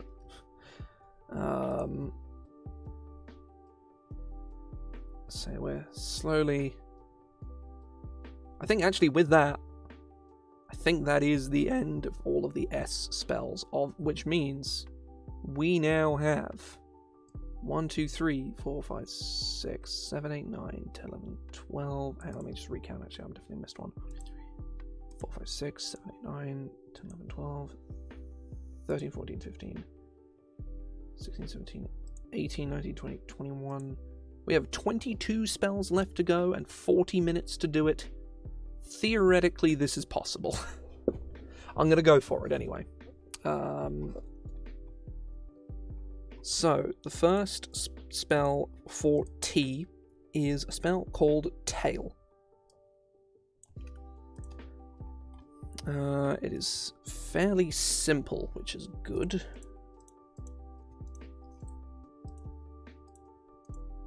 Second level enchantment, casting time 10 minutes for range self, components, verbal, somatic material, a spool of yarn.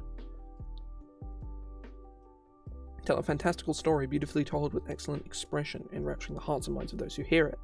Any creature you choose that hears your whole story must succeed on a wisdom saving throw or believe the story for the duration, after which they have doubts of how such things could have been achieved but have no knowledge of your magical intervention on their beliefs. A creature who is hostile towards you makes the saving throw with advantage. Your story must be believable enough that a child who has no knowledge of the world will believe it has no worldly. That a young child would believe it without magical intervention. Stories of how you slew a dragon or the time you killed 7 men with a single arrow are fine, but as long as you come up with a decent reason as to how you did it.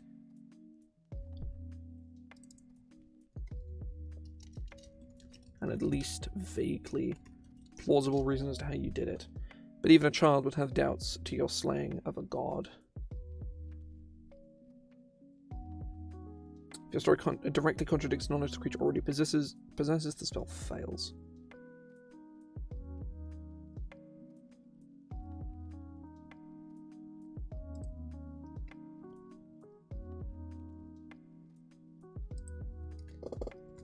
The verbal and somatic components of this spell consist of the storytelling itself and the gestures involved with that tale. I like this spell a lot. This spell is really fun. Next spell is Tasha's Poisonous Sludge, which is another second level spell.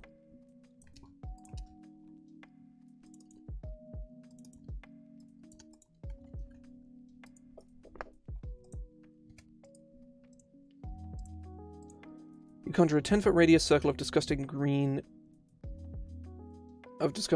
black sludge at the target at a point you can see within range. At a point on the ground you can see within range. A creature that stands in the sludge for the first time or starts its turn there takes 1d8 acid damage and must then succeed on make a Constitution saving throw on a failure. The target takes an additional 1d6 poison damage and is poisoned until the start of its next turn as the sludge produces a foul gas. Successful save. On a successful save, the target takes half as much poison damage. I like that a lot. I think that's really cool. I don't know if the damage is particularly great. The damage is in fact very, very bad. Like this damage here is unavoidable. This damage should be a lot higher. This should be like 3d6.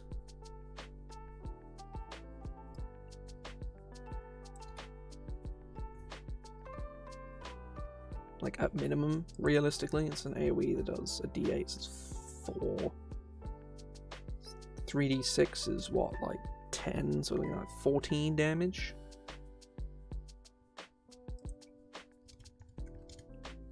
Okay, no, yeah, that there is actually on par with what that should be. It does poison damage, so the spell's probably pretty bad, but it's kind of cool.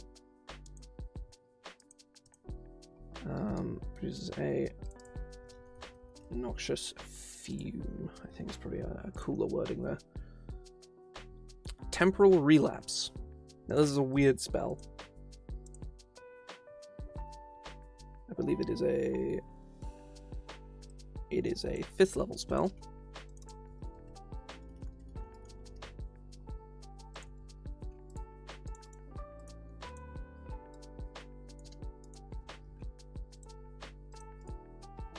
So Temporal Relapse You rewind a local stream of time around yourself, setting your body back to the way it was before. You teleport to the location you were at the start of your previous turn. In addition, you regain any hit points lost since the start of your last turn as temporary hit points. Okay, no, yeah, that's actually... Wow. Yeah, no, this spell is fine. I expected this spell to be jank as hell, and is actually completely reasonable. Thoughtseize. Now this is another jank spell, which I believe is a 5th level spell. Yes, it is.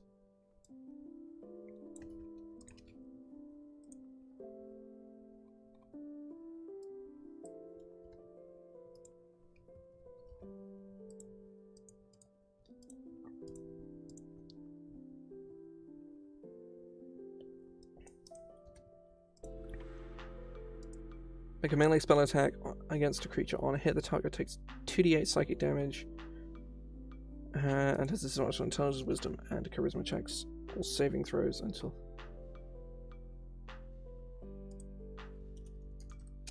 Ability checks and saving throws until... on ability checks and saving throws that use intelligence, wisdom, or charisma at the end of your next turn. Additionally, you can only answer... Additionally,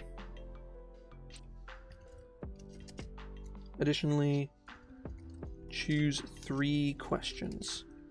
You learn the creature's own interpreted answer to each of these questions.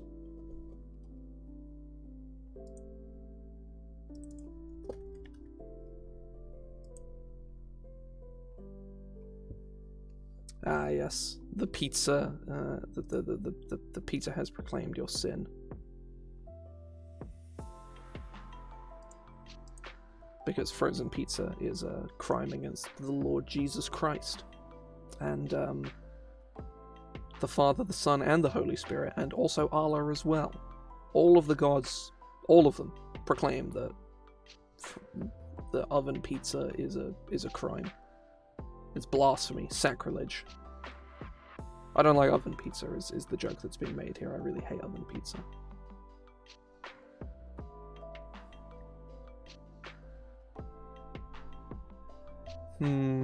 Is pain convenient to you? Is sin convenient? I should hope it isn't. That's fair. It isn't. I hate you. Die.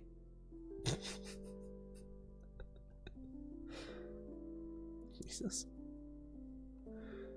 I actually kind of like this okay, here we go. You learn the creature's own interpreted answer to each of these questions.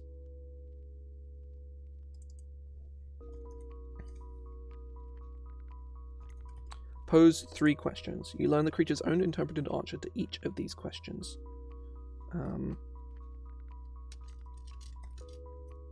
In a short word, in a single word or short phrase determined by the DM. So if someone's not talking or someone's you're refusing to speak, you just Thoughtseize and just yoink the answers out of their head. It's fun stuff. Fun stuff. And also, this should do more damage. This is a 5th level spell.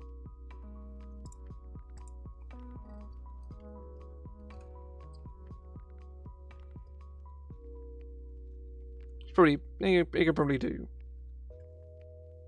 Yeah, 5d10. Just. So yeah, Thoughtseize, cool spell now. Thrumming Thunder, which I believe is a 6th level spell, I want to say. It is. Lo and behold. Look at me. What a lad, what a chad.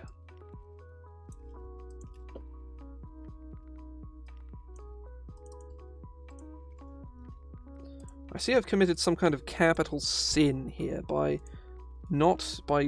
abbreviating feat in the range section of the spell, which is the gravest sin of all, probably. Would you feel the pulsating thunder at a point you can see within range? Which fills a 30-foot radius sphere around. Which fills a 30-foot radius sphere. Whenever a creature starts its turn in the area or whenever a creature enters the area for the first time or starts its turn there, the zone pulses at a mind-melting frequency. The target must succeed on a wisdom saving throw. Must make a wisdom saving throw. 5d10 thunder damage on a failed save. Or half as much on a success. A creature that fails also has disadvantage on attack rolls and ability checks until the start of its next turn and cannot control its own movement. And must move up to half its speed in a random direction at the start. Must move up to half its speed in a random direction at the start of its next turn. That's cool. This spell is really, really cool. I like it a lot. This spell's fantastic. So Thrumming Thunder. The next spell is Time Phase. I'm probably going to get to the end of the T spells and take a quick break, go use the loo and the like. So, and I have Time Phase, the Cerec spells, of which there are 2, and Twisting Vortex, so that's fine. Time Phase is a 7th level spell. I know this because a player cast this just the other day.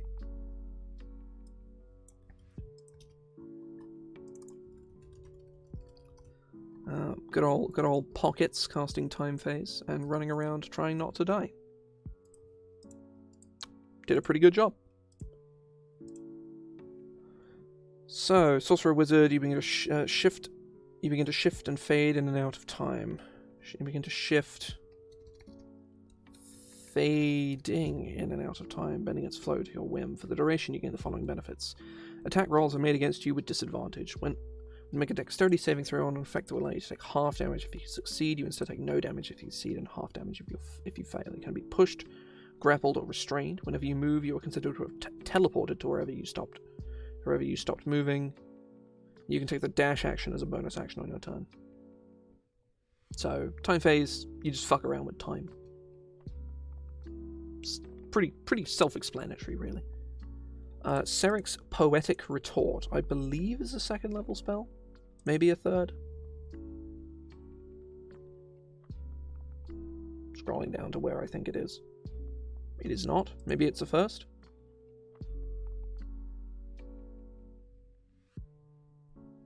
Cerec's Poetic Retort is a 1st.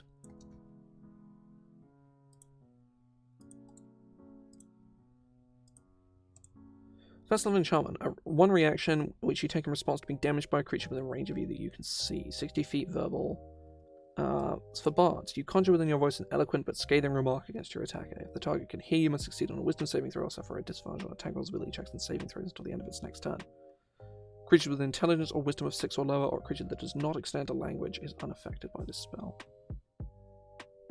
This spell's really cool, and also really good. So, color me interested. The spell is fantastic. Did I even change anything? No, I didn't. Yeah, this spell's awesome. Cerec's Seething Objection, which I believe is a 5th?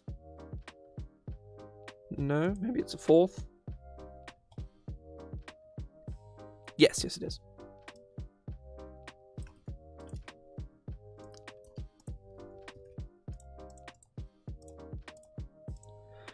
Fourth level enchantment. One reaction which is taken in response to a creature that you can see being damaged by a creature within a range that you can see. To a creature being... To a creature...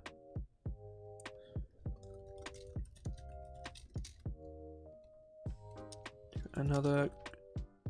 To an object or another creature. You yell out your objection to a creature's attack. The attacking creature must succeed on a wisdom saving throw or take 5d10 psychic damage, taking half. Must make... Wisdom saving throw... taking 5d10 damage on a failed save,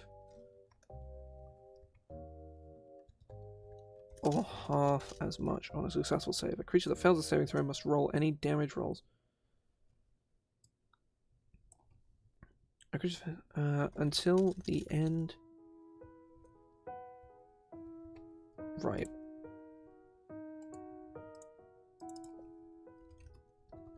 A wisdom saving throw. On a failure, a creature suffers 5d10 psychic damage. And until the end of your next turn, must roll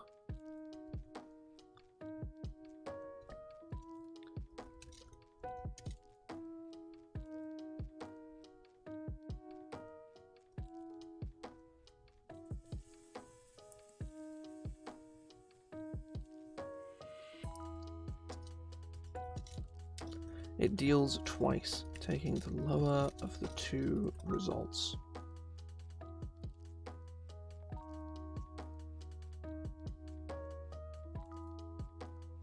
Not as exciting as the first one, but I like it. It's cool.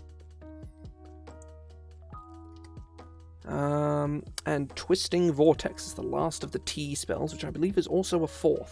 Yes, it is. There's a lot of 4th level spells, because 4th level is very underappreciated. And is very much appreciated within the archive. So once this is done, I'm going to start working on like putting things in the archive themselves over the next few days. Probably make a start on it tomorrow or something. And I imagine the update will probably go up within a couple of weeks. I'm going to run a small little advertising campaign on over on my twitter.com, which you may wish to follow me on or don't. Like it's really not a big deal, but I'm going to put it in anyway and plug it like a little bitch.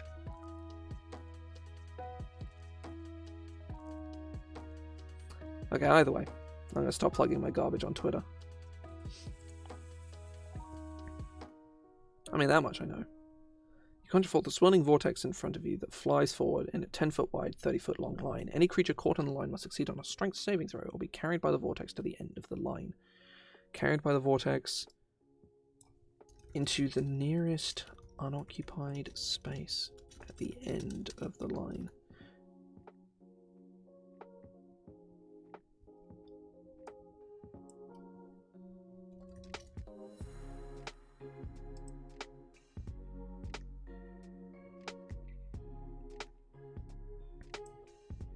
Okay, yeah, I like this. You sort of create like a whoosh kind of line that throws them away from you, which I think is neat. It does an okay amount of damage. I don't think the damage is particularly exciting. It's like, what is that, like 30? It's what, like at maximum like 5d6, which is pretty bad. Put d8s. D8s. I think it's probably much more sensible. So yeah, this spell's cool. I like it. I like it a lot. See, I feel like now it's kind of weird because I made all of these spells, but then again, there's a lot of these spells. Well, there's a respectable number of these spells that I really don't like, and those have been changed. So yeah.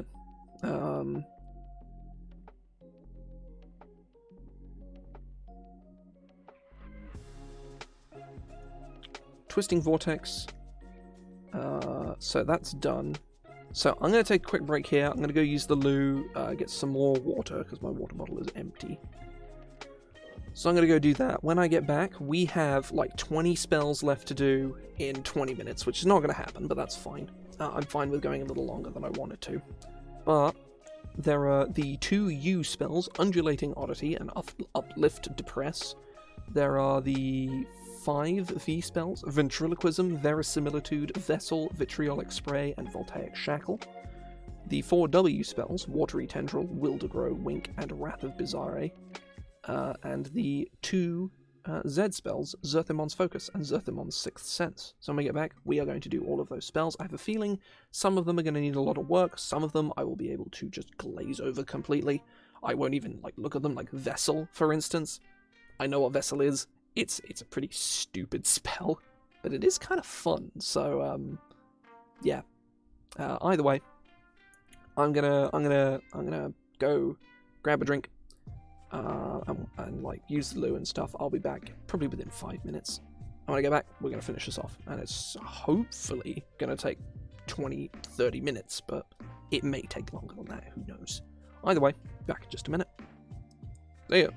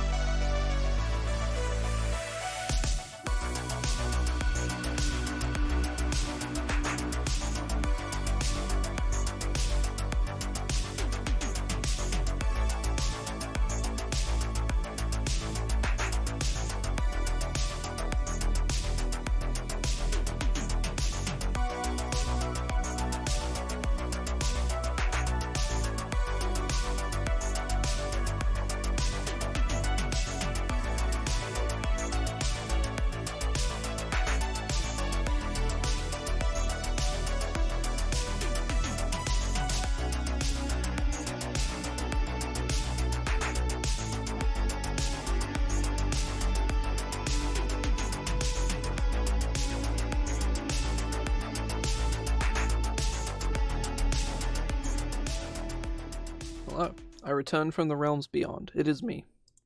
Your boy. Oh, they splashed, and they're gone. Alas. One with the wind, and one with the sky and rain, and all those other words. I can take a look in a bit, but I wanna make a dent in these spells because I'm nearly finished. But I will take a look in a bit.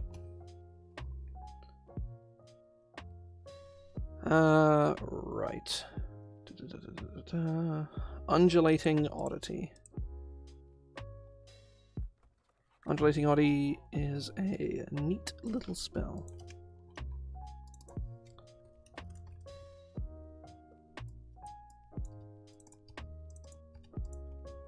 It's a fairly neat and tidy little spell.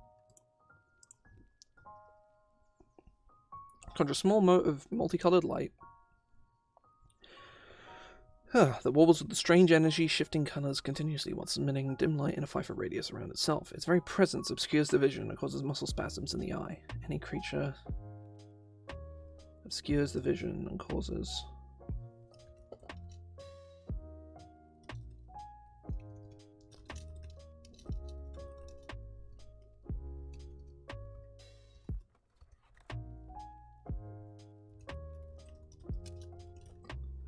Any creature within 30 feet of the Odyssey that can see it has disadvantage on Wisdom Perception checks for Reliance Sight and disadvantage on attack rolls. A creature immune to the blinded condition is immune to this effect. Any creature that can see the Oddity and start is immune to the blinded condition, or can see without aid of its eyes, or of eyes is immune to this effect. A creature that can see the Oddity at the start of its turn, then 10 creature. Any creature that starts its turn within 10 feet of the Oddity and can see it must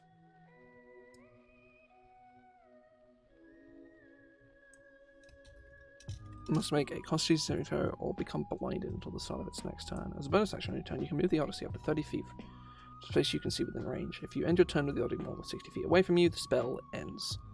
Perfect. It's a simple spell. It works. It does its thing. I like it. 5th level spell. Uplift Depress. You just make someone real happy or real sad.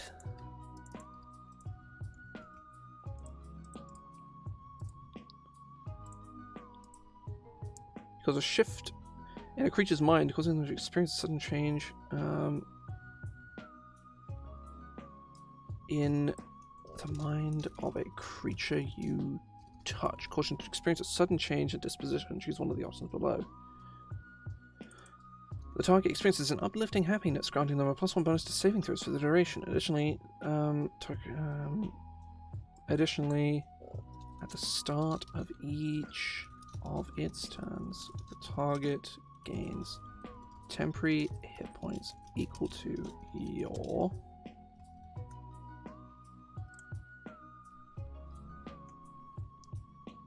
spellcasting ability modifier. Quite probably, yeah. I think ecstasy, maybe not, but uplift sorrow. But yeah, I'm not particularly fussed about changing it, but I will red text it and have a think about it later on. Modifier. Target experiences a now look on life granting the target. Bonus to its AC and saving throws for the duration.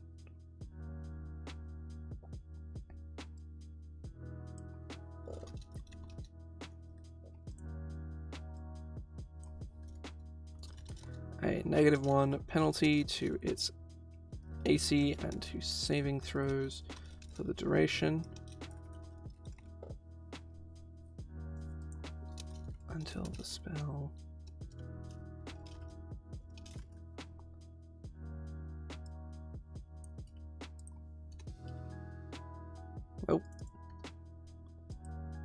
the target suffers 2d6 psychic damage. An unwilling creature can make a wisdom saving throw, and an unwilling creature can make a wisdom saving throw at the end of each of its turns.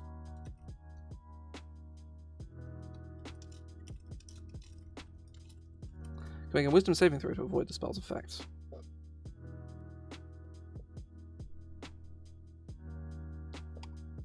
Additionally,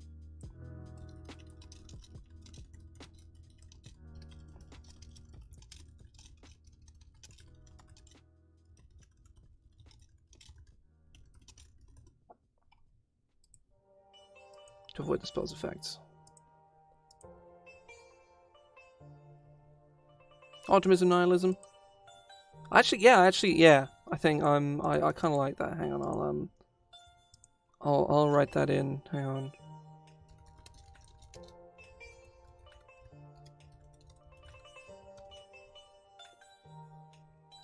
There. I'll have a think about that in my own time. But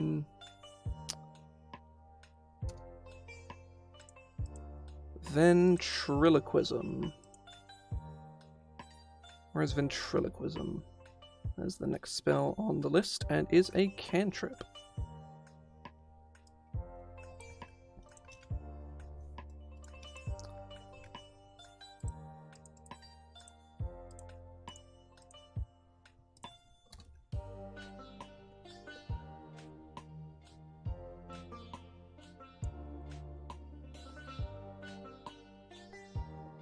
Probably, but this spell is not based on that spell in any capacity. There's a good number of spells in here that are based on older spells, but this one is just is what it is. It's specifically based off of the Throw Voice shout from Skyrim.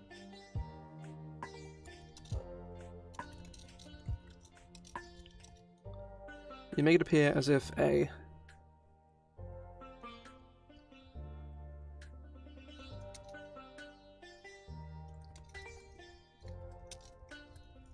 you use you cloak your voice in illusion, allowing it to travel far.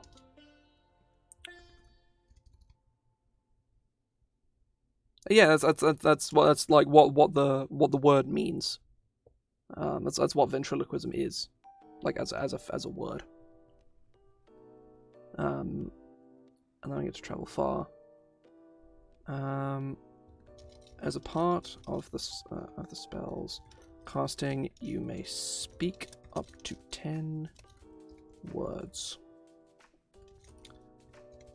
which are heard from a point that you can see within range, instead of from your mouth.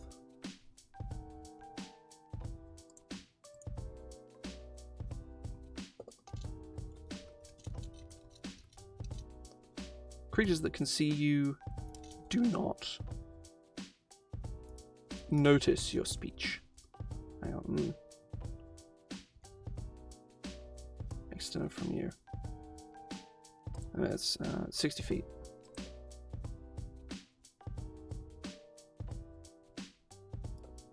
I have some water. I will drink some water, but I've been drinking it on and off this whole time.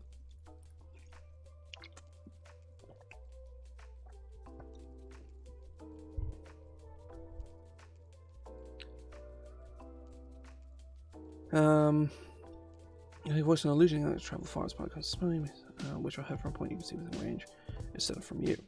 Point within range instead of from you.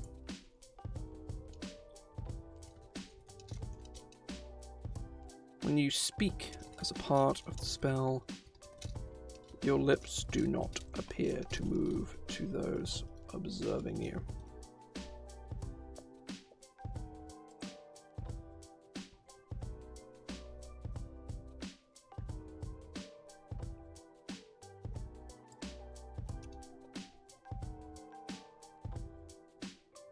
Verisimilitude. We go from cantrip to 8th level spells. The first 8th level spell we've looked at today. Verisimilitude. There it is. Now, I remember Verisimilitude being very underpowered, but who knows? Maybe it isn't as underpowered as I remember it being.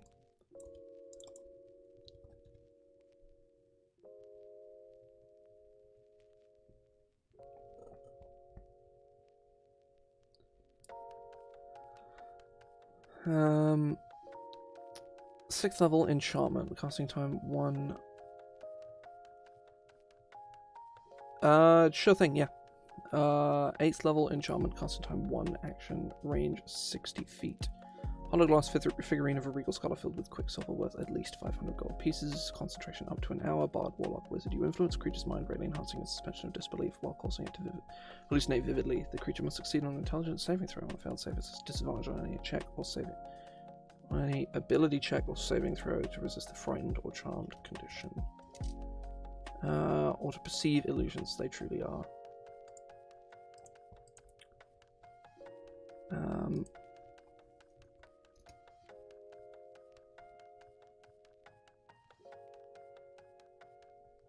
And on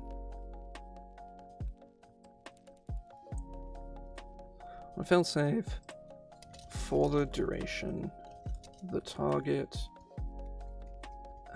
attack rolls against the target are made with advantage, and it suffers disadvantage on any ability check or saving throw made to resist the frightened or charmed condition or to perceive illusions as they truly are.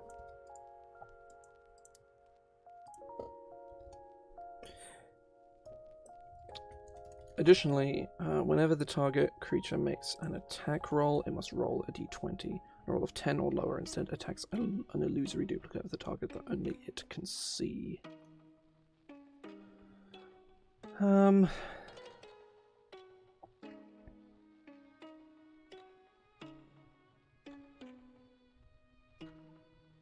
It doesn't specify that it True Sight beats it, so it just does that anyway.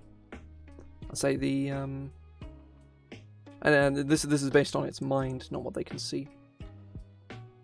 On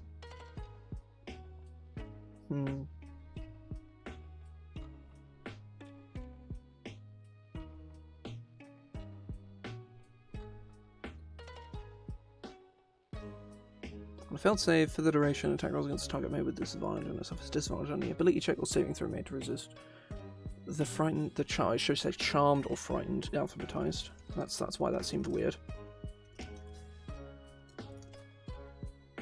Additionally, whenever the target makes an attack roll, it must roll a d20 or 10 or lower. It instead attacks an illusory duplicate of its target that only it can see.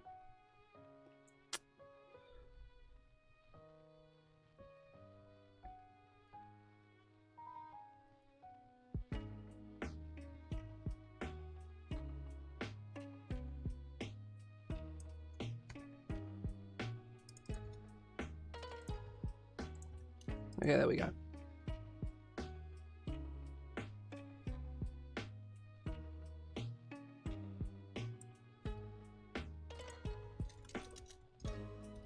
Now it's actually a really scary spell.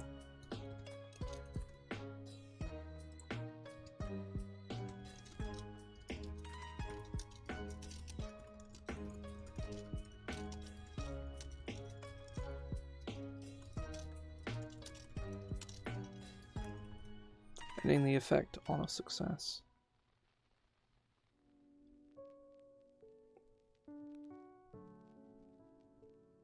Suspension of disbelief.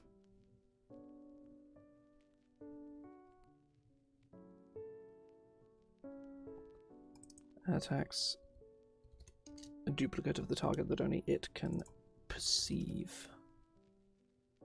That exists only in its mind. There we go.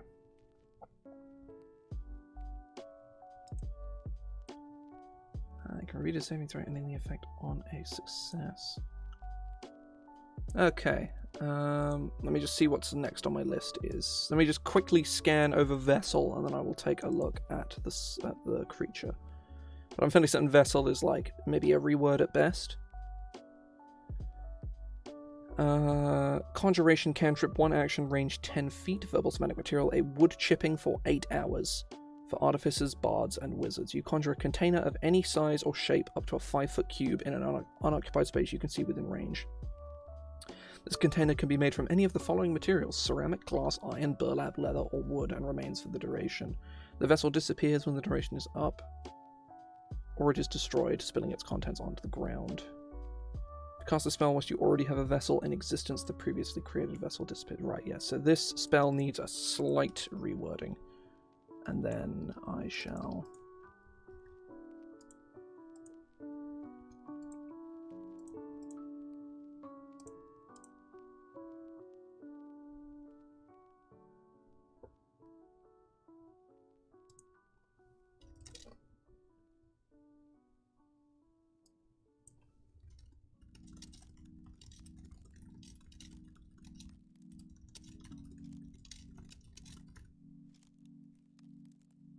When the vessel disappears, its contents spill harmlessly onto the ground.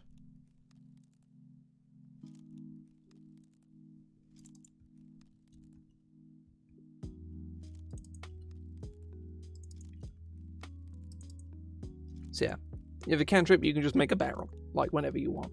It's like, bam, there's a barrel. Bam. Not a second barrel, because the first barrel goes away, but whenever you want, you can just make a 5 by 5 foot crate to just put somebody in. Or put other things in. It's a really stupid spell, but in combat, you can make an iron box in combat to just hide behind. So I specify a hollow container, so you can't just create a 5-foot cube of steel.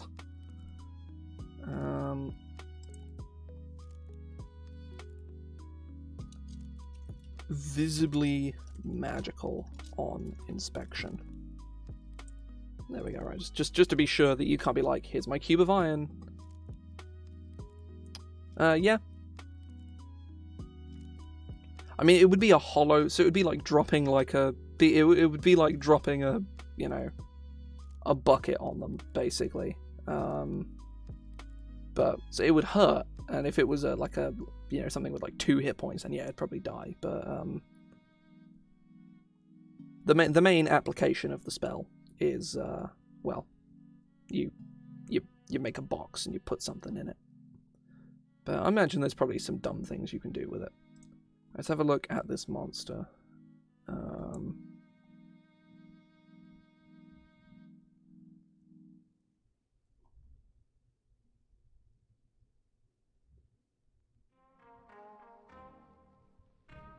Okay. Where's screen cap? There it is.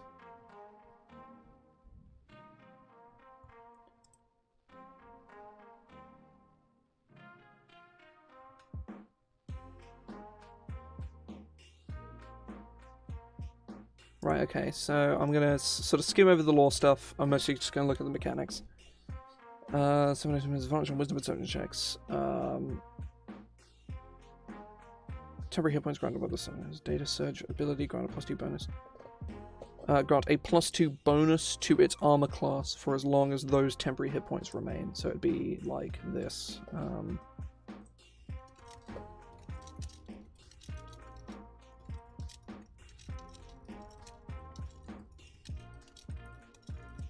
Like that. Teleport is a bonus action. You can teleport along with it. Just 60 feet to an hour space. See, yeah, that's fine.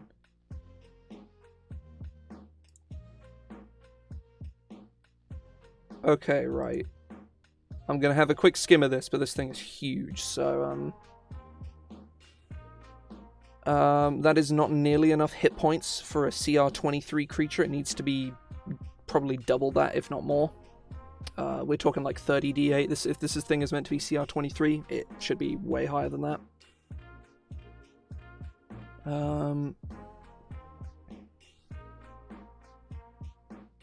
A combination of blind sight and true sight is probably not really necessary. Stats seem fine. Does seem kind of weird that their strength would be low, but it probably doesn't really matter too much. Cast a spell of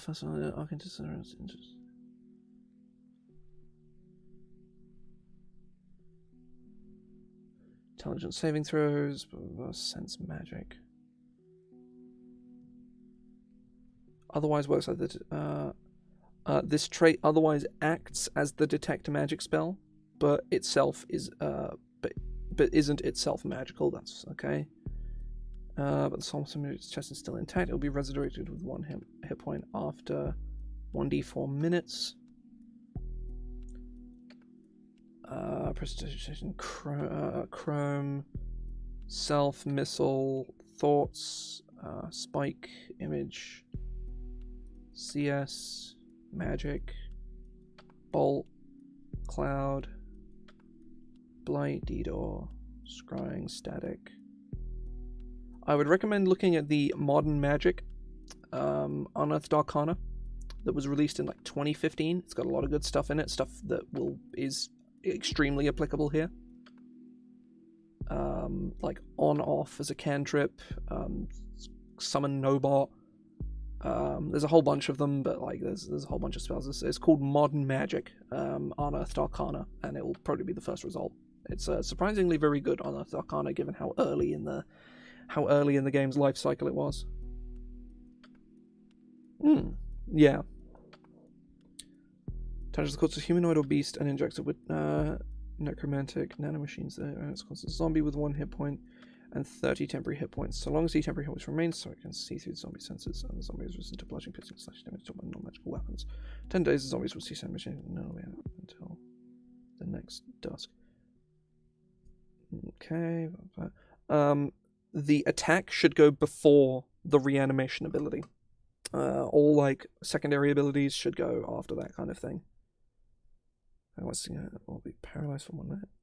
Oh yeah, this thing's basically a cyber lich. So yeah, that makes relative sense. I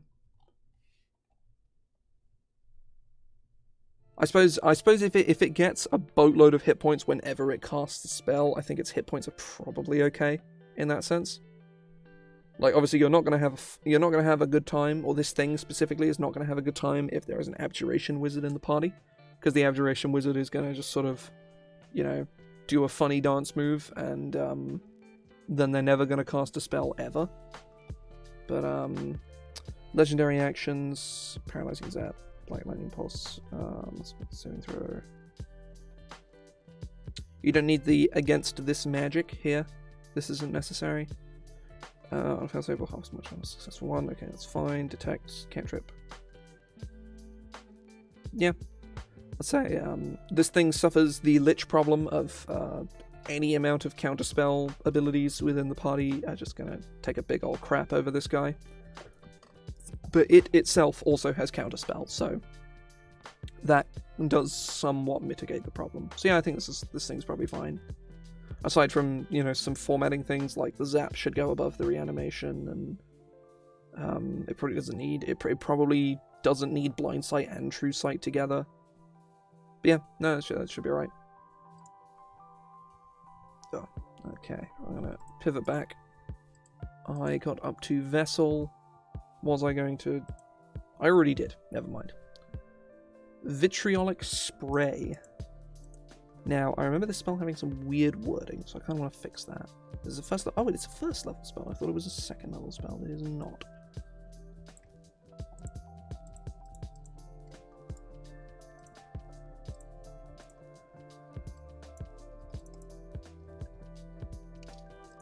A vial of saliva and lemon or lime juice. You launch forth a bolt of acidic sludge, striking an enemy considering range on a hit. Oh.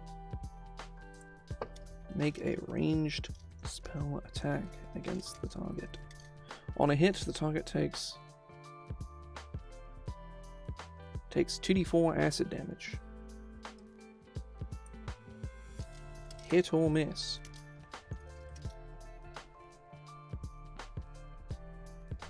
That's true. Hit or miss, the target. The bolt then sprays outwards into a 10-foot cone of acid extending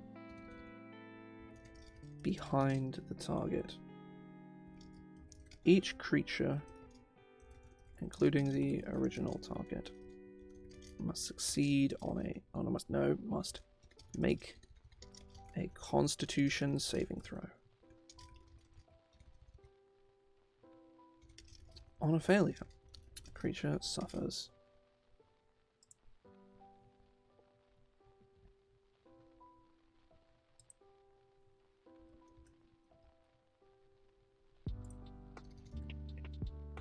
2d4 acid damage, or half as much on a success. Okay, so you send out this bolt, and then it sprays outwards behind. That's cool. The damage is not particularly exciting. You're doing 2d4 damage across multiple targets, which is, whatever. So it scales very nicely, but ultimately not the most exciting thing on the planet. Honestly, I would probably just do this. Makes the spell very, very good, but oh, does it? Probably not. Yeah, no. Failure, a creature suffers the same damage. Oh no, they would have to be separate, because if you don't hit, then it does nothing. So Vitriolic Spray is all good. Oh wow, we're burning through these. Voltaic Shackle is a 5th level spell. Voltaic Shackle is I am a fan of the Volt Shackle. It is a cool spell. Very scary against players as well. Like you point it at a squishy wizard, and that wizard is not going to have a great time. Bring down a bolt of electrifying energy that binds and entwines your foes in electrical static. A creature you can see within range must succeed on a Constitution saving throw or take. Must make a Constitution saving throw. On a failure, a creature takes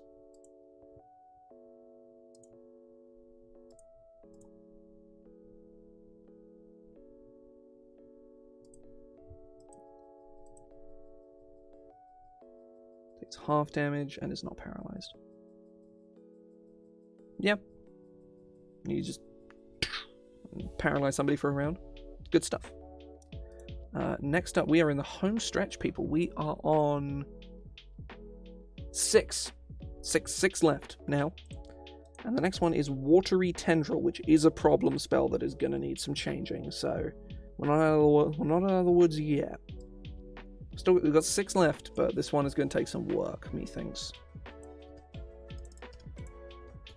Might be fine, but based on my memory of it, and how much of a nightmare it was to write then, it's going to be a nightmare to write now. You conjure forth a Watery Tendril in a space that you can see within range. The tendril lashes out at any creature that comes within 30 feet of it or starts its turn there. When the tendril lashes out, the target creature must succeed on a strength saving throw or take... Must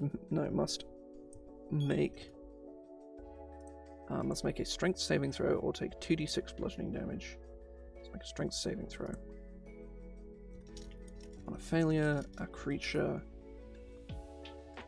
takes 2d6 bludgeoning damage and is restrained.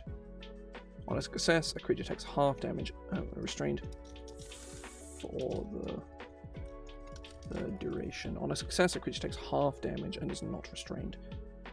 Turns any restraint on a success. A restrained creature also takes 1d every time it starts its turn restrained in this way. When the tendril restrains a creature, its point of origin moves to that creature's space. The next creature that starts is subject to the spell's effect.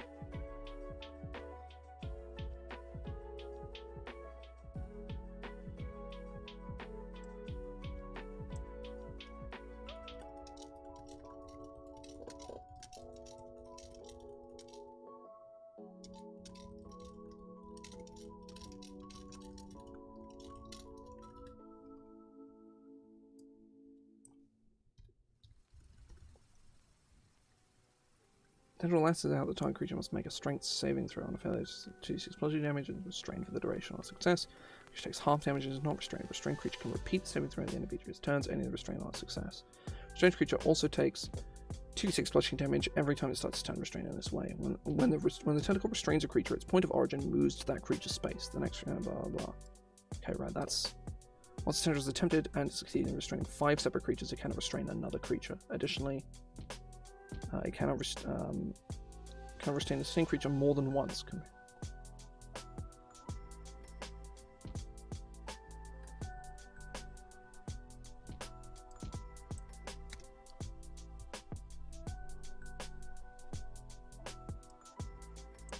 The spells.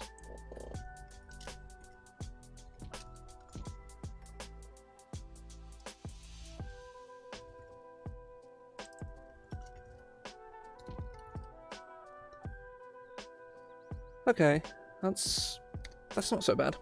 It's a bit messy, but it works. It kind of does its job. It's weird, but you know, it's not the end of the world. The next one is Will to Grow, which is also a 2nd level spell.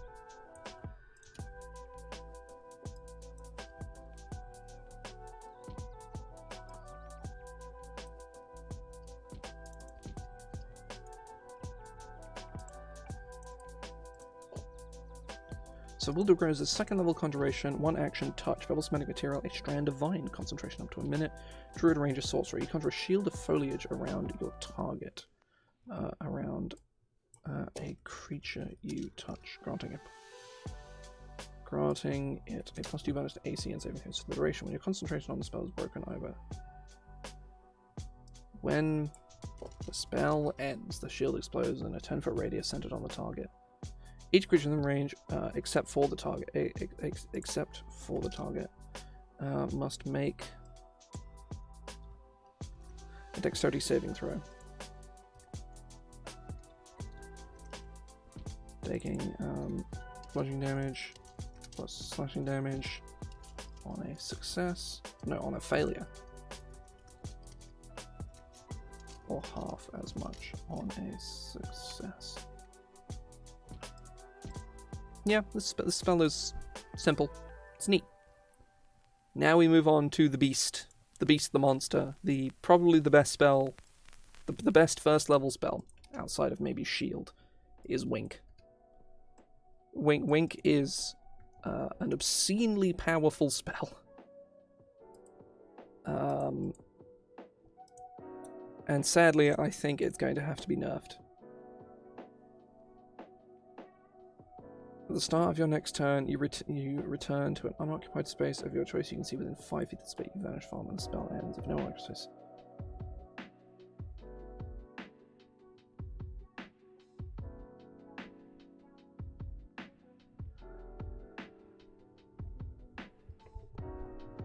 Now, I think me and Joe have had discussions about Wink before, and this spell is very broken.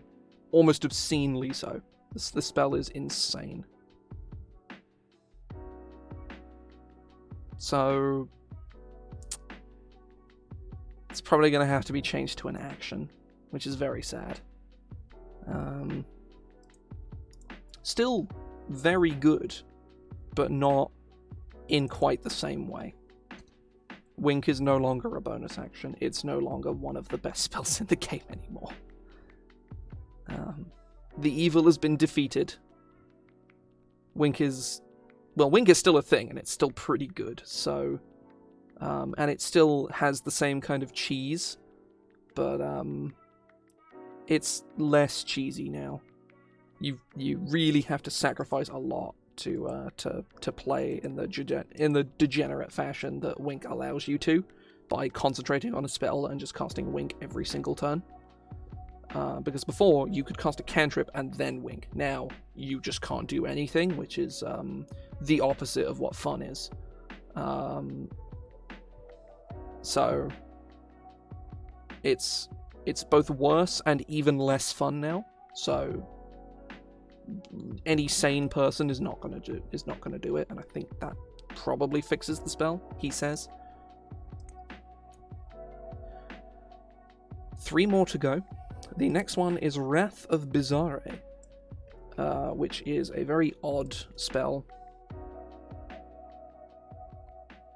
And I think I'm probably just going to scrap the effects.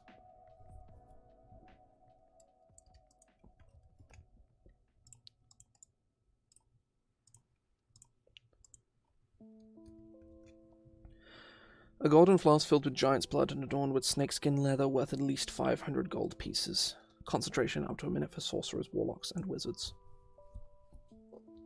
You call upon the rage of ancient titans.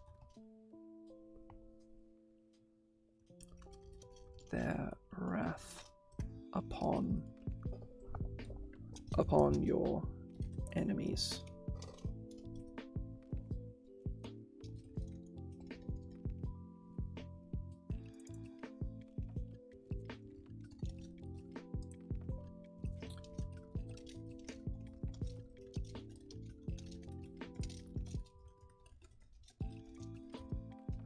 Must make a dexterity saving throw.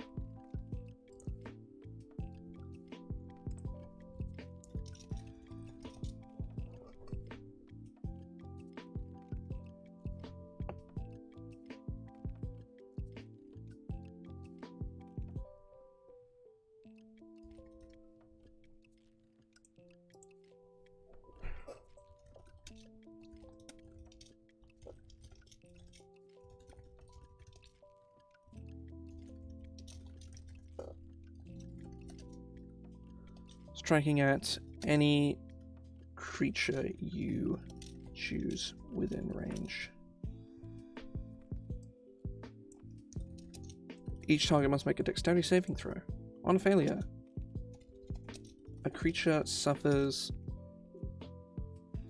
10d10 force damage and is knocked prone. Regardless,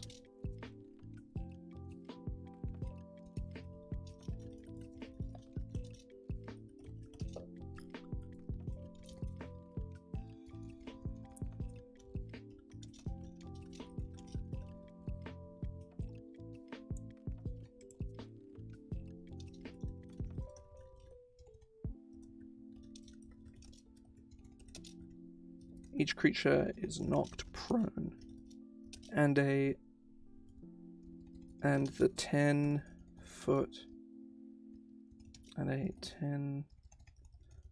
radius sphere of dust creates difficult terrain.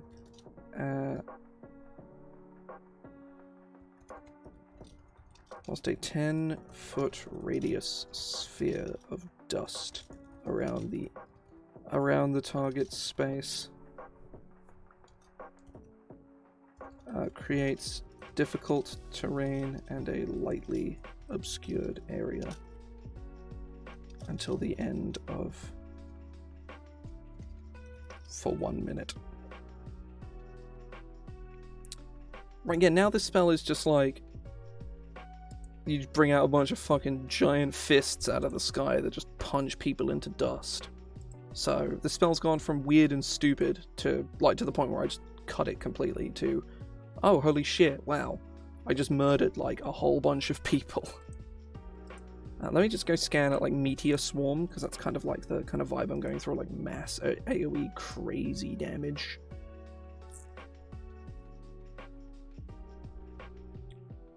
Oh, Meteor Swarm does 40d6 damage. Well, I guess, you know, like, what the fuck am I even doing? It's like 140 points of damage on a failed save. Why have I never cast this spell? What the fuck am I doing with my life? Why do all my bad guys not just have fucking Meteor Swarm? What the hell am I doing? Jesus. Yeah, let's just go like that, like 15d10. That seems pretty sick.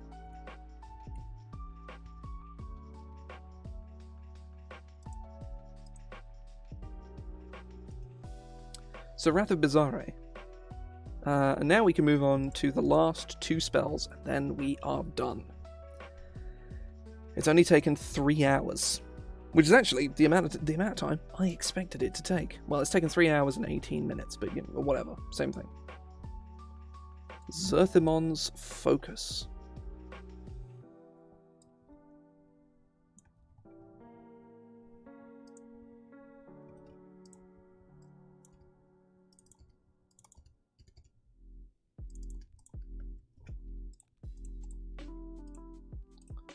enchantment.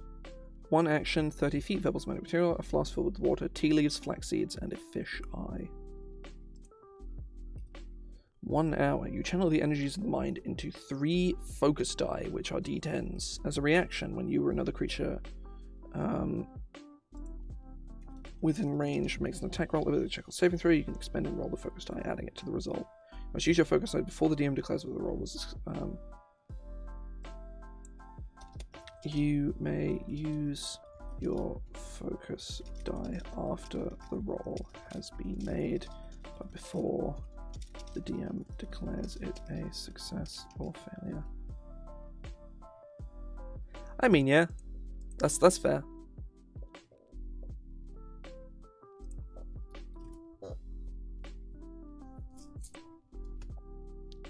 Zarthimon's Focus and Zarthimon's Sixth Sense, I believe, is a 5th level spell, maybe? No, 4th level? It is a 4th level spell instead.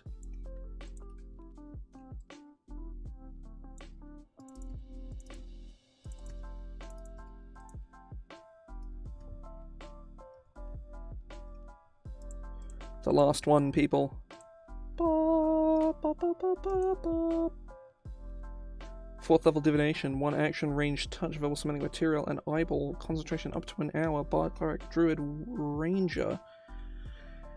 You bestow on a target creature a 6th sense for danger. For the duration, the target treats all critical hits dealt to it as regular hits, and the creature gains advantage on it, and no creature can gain advantage on it. On all initiative and wisdom perception checks.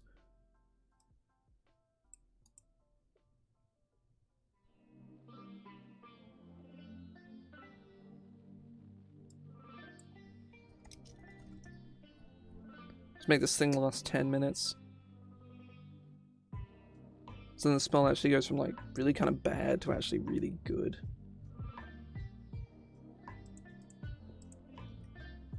So yeah, I like this. This is good. We did it. It only took like 20 hours or something stupid. Like I don't know how long it took, but it took a lot of time. Like, hang on, I can go look at the VODs, and then at the length of the stream, and I will tell you guys exactly how bloody long this has taken, because I would wager it is probably pushing the 20 20-hour mark.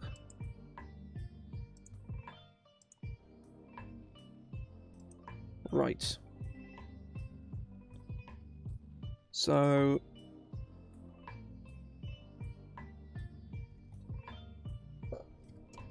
give me just a second. I'm just doing some maths over here.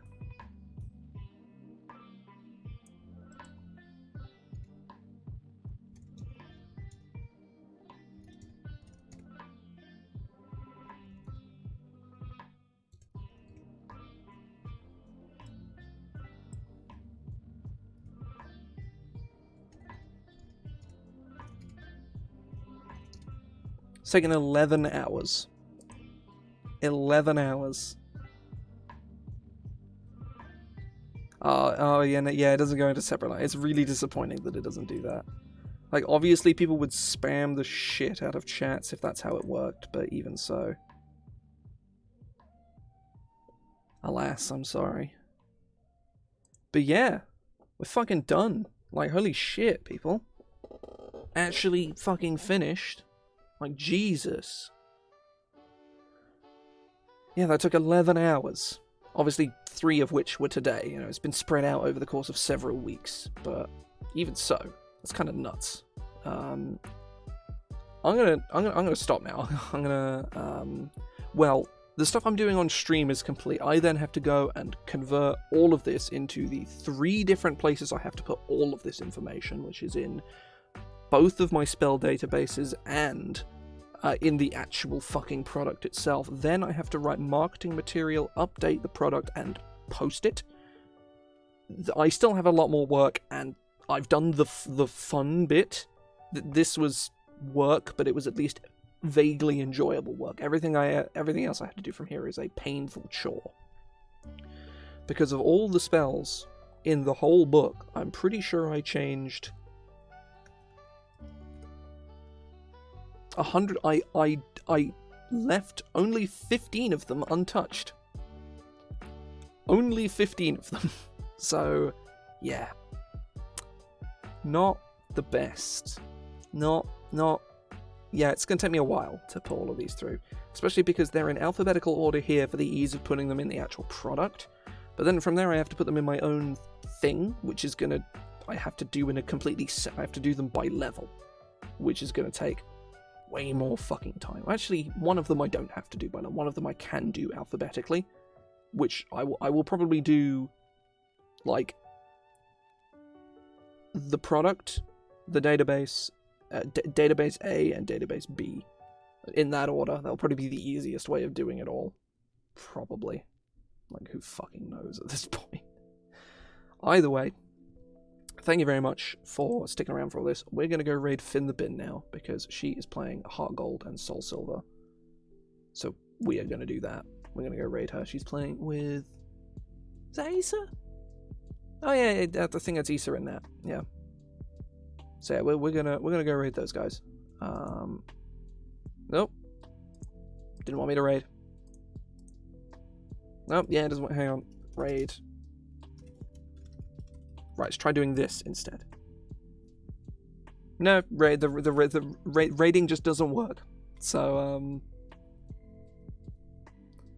hang on, let me refresh the stream manager, because it might just be having a fit. Let's try again. There we go. Yeah, it was just my stream manager was having a bit of a nightmare. So please do join the raid, people, because well, so that we can do the raid. Yeah.